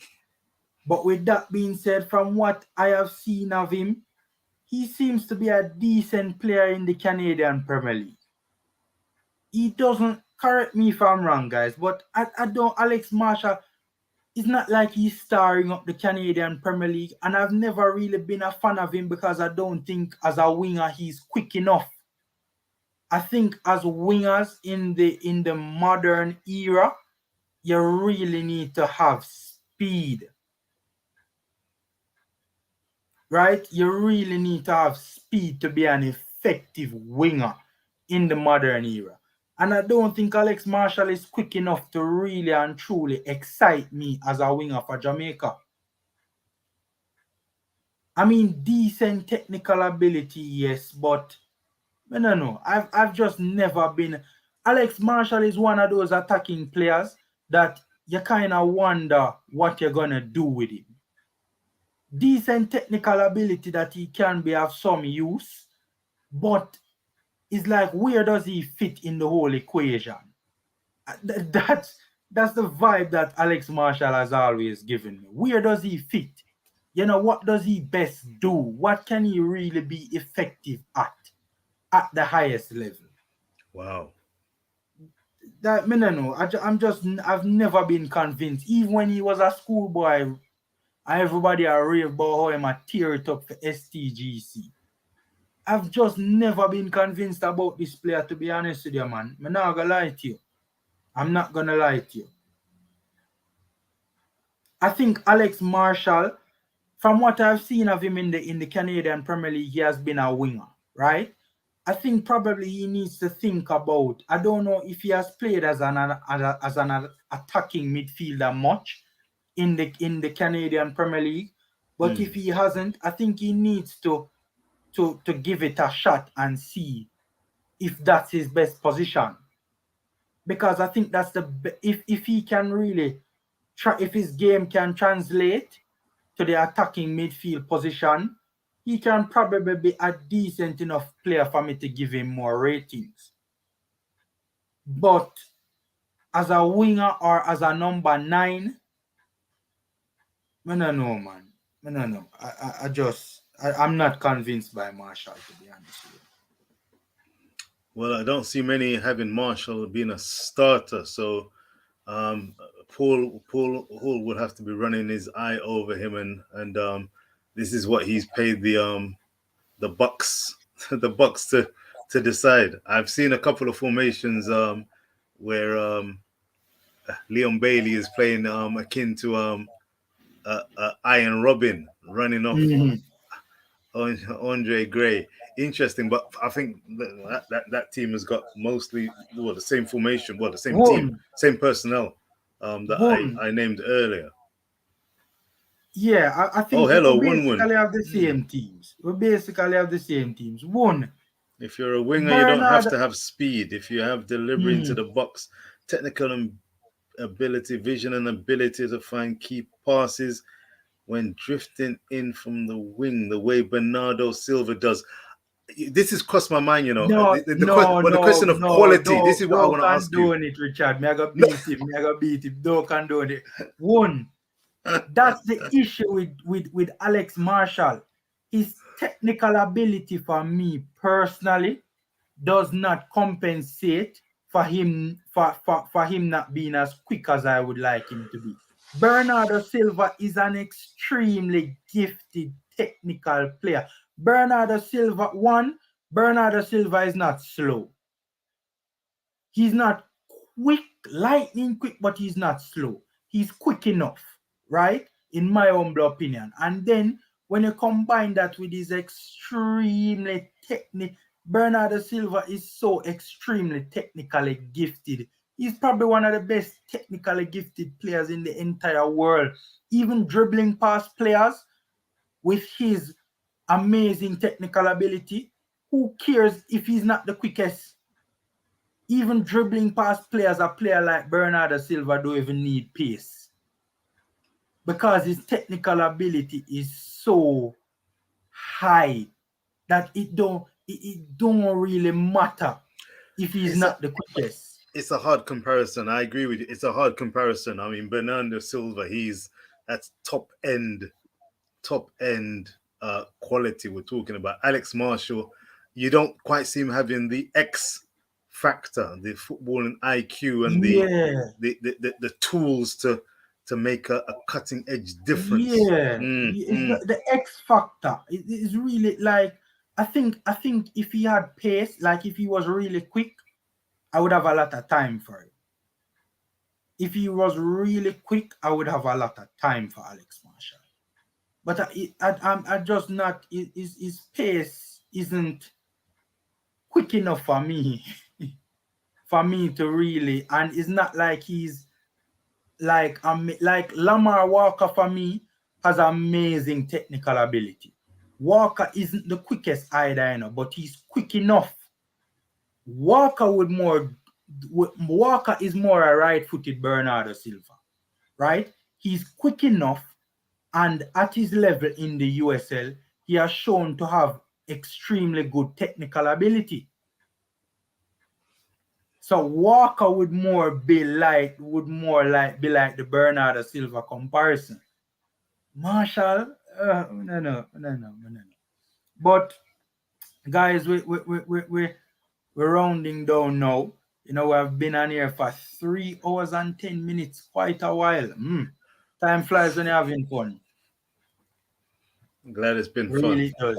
Yeah. So, all right, Richard, Yes, sir. give me score prediction quick and fast. I'm saying a 1-all. What you say? You took the words out of my mouth. You know, you took the words out of my mouth. 1-1, 1-1 is where I can see this going. I can also see a 0-0, and I can see a 2-1 for Jamaica. That would be the ideal scenario. 2-1 is the high optimism, or a 1-0 to Jamaica. A 1-0 to Jamaica or a 1-1. That can work. It literally depends on how the team plays and what El Salvador brings. What we are going to see is a game that I think that if you're a footballing fan, bless up Trevor Pessoa, by the way, in the house. Yeah, I man, just Travis, best up, best up. Yeah, man. Thanks for coming in. Remember to hit the like and subscribe, and hit the like for anyone who's new to the channel, who's forgot to hit the like. It's been a very interesting discussion. It's worth watching the game tomorrow, and I definitely, God willing, fly spear, I will be checking out the game. It's close. You could almost say it's too close to call, but with Jamaica, with the fans coming back in the grandstand, the new bounce, opportunity.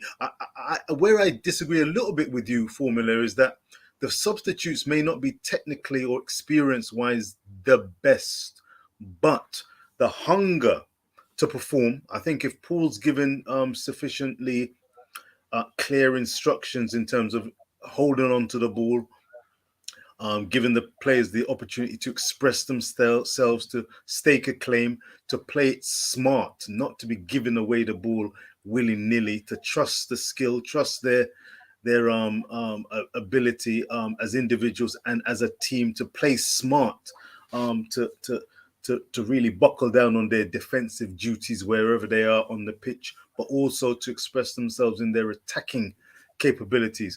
Will we see the best or some of the best of Leon Bailey? He's not being well. We've that's a topic in itself. We hope, Richard. We hope Richard do bring up that one. That is another 5-hour live. We hope because with Leon Bailey and the national team, I really and truly don't know what you're gonna get. You know the quality the player has, but for the national team, he has been underwhelming. And I don't expect that to improve tomorrow either because, I mean, I've seen, let's say, for instance, I remember the USA game, right? He had no excuses in the USA game not to do well in the game at the National Stadium because he couldn't be double teamed because Antonio was on the pitch, right? In that particular, that was one of the games where we got the ball into the final third a lot more than we previously did. Even though we still had 30% possession, 38% possession, we progressed the ball into the final third a lot more in that game than other games. And Bailey got the ball in dangerous positions. He was not being double teamed, and he didn't do jack. Not even a thing. I mean, you would never believe this was one of the best players in his time in the Bundesliga, in his first season and in his last season. Just simple passes were going awry. It was just frustrating, man. With Bailey, I don't know what is it. They need to get a psychologist in the national team to sit down and have a talk with Bailey because I don't know what is it why this player cannot. It's so underwhelming for the national team.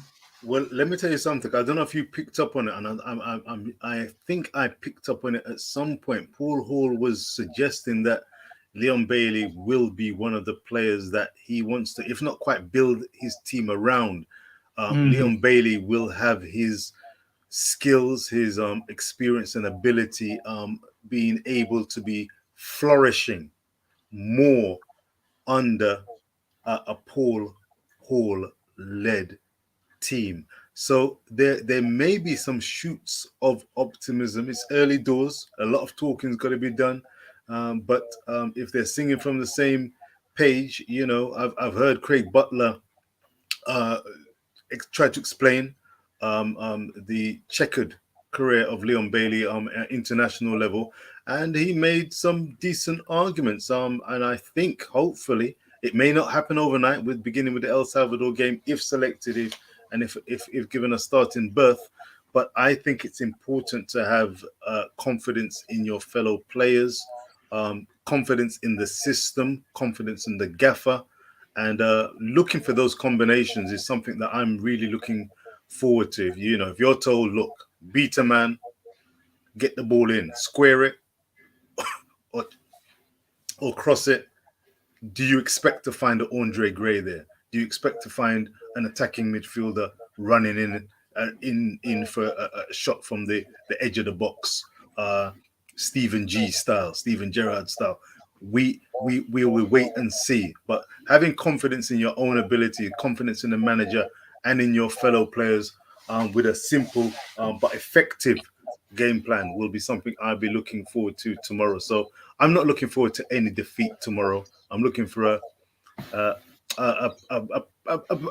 game with pride, a game with no little skill and endeavor, and the youthful exuberance of those players who have been called up under this new boss will be very interesting. And I'm wishing them the very, very best, as I'm sure everyone here will be endeavoring to do.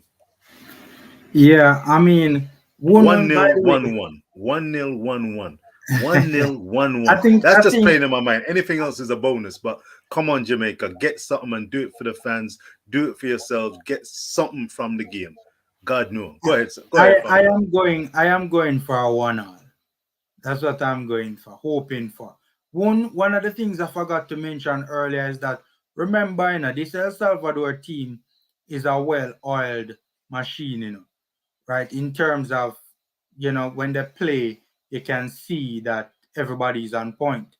This team is really a side where just fling up together and just patch up together, and this is not like the cohesion. I'm worrying, will that be there? Will the chemistry be there? Will the players be on point with each other? Like, all of them things we have to take into consideration to win. So, I'm optimistic for a draw, but we're gonna draw. We're gonna draw. Reggae Boys, we're gonna get a point. We're gonna have a good result in the El Salvador game. We're gonna go beam a field and we're gonna walk up Canada. My name is Christ. We're gonna deal with Canada case and we're gonna beam a field. Seeing? And Honduras, of course, are dead side. Everybody know that. Honduras are dead side. Foot at the table, El Salvador are finished. It's a good 3-0 against El Salvador in the national, Honduras rather, in the national stadium. But guys, that's it. I really enjoyed this particular stream. Greatly appreciate, Sir Richard jumping on. As always, man, it's a real pleasure. Guys, go More and than give welcome. Richard's channel, Richard Stephen, go and give his channel a strength, some good content over there, unique content over there as well. So you guys will appreciate it. And thanks to everyone who watched the stream, all the commenters, much appreciated. As always, the support. Smash the like button on our way out, free and easy way to support. Yeah, man. I think I just hit 3,600 subscribers, so that's good. And Respect. I really enjoyed this stream, man. This was a good one, man. I really enjoyed this stream. This was a good one. It flowed nicely and it came together very, very nicely. Went a little bit longer than I thought it would have, but no problem where that is concerned. We enjoy talking the football. So, no issues when it gets a little bit. We don't even realize when it get long. We never realize when it get long. Time But flies guys, when you're having fun. Time flies for when you're sure. having fun. Yeah, man. But For yeah, sure. man. Feel free to join Richard Stevens channel at the moment. Early doors and just yeah, man, doing some new things and some fresh short things. Maybe expand down the line. But always a pleasure joining your formula. And yeah, man, feel free to check out. And thanks for your support of the channel already. And excellent again. Well hosted, and all the best for the watch along today. I hope you get a good night's sleep and you can ready for forward in the morning. And I don't know if you're gonna be walking with your belt or not, but yeah, man, all right. That's true. Let me try and see if I can get a link to Sir Richard's channel and drop it in the comment section. I try to do that, but I don't always remember. Let me see if I can find it quick and fast before we get out of here. most kind. I could have. Or what? I'm not finding it now. I'm searching for it, Richard, but I'm not finding it. All right, what I will do? Type in Jam English if you want to put in it. If you type in Richard Stevens, type in Richard Stevens. Because when I type in Richard Stevens, are they artists must come up in it? I have an artist named Richard Stevens, Yeah, man, for real. If you put in Jam English, JAM. Oh, there you go. Yeah, man. Things are going. There you go. Yeah, man. All viewers and subscribers, likes, all appreciated. And man, there's something for everybody. Now. I'm dropping it now. I am dropping the link. To Richard's channel. There you go, guys. Much appreciated. That is the link to Richard's channel, right? So if you click on that link, you go over there and you give Sir Richard a well-deserved subscription or well-deserved. Yeah, I think I said that right. My English is not as good as Richard's, so bear with me. That was perfect. But guys, thanks again. Thoroughly enjoyed the stream, and you guys, if it wasn't for you, the channel wouldn't be what it is, and the stream wouldn't be as good as it is. So, take care, guys. Yeah, man. Stay safe. Hopefully, we can get a very good result against El Salvador tomorrow, right? So we're hoping that can be the case. A number of other channels are currently live as well. You can go over there and show them some support as well, as I will be doing as soon as I come off of this one. So take care, guys. Stay safe, and until next time. Bless up.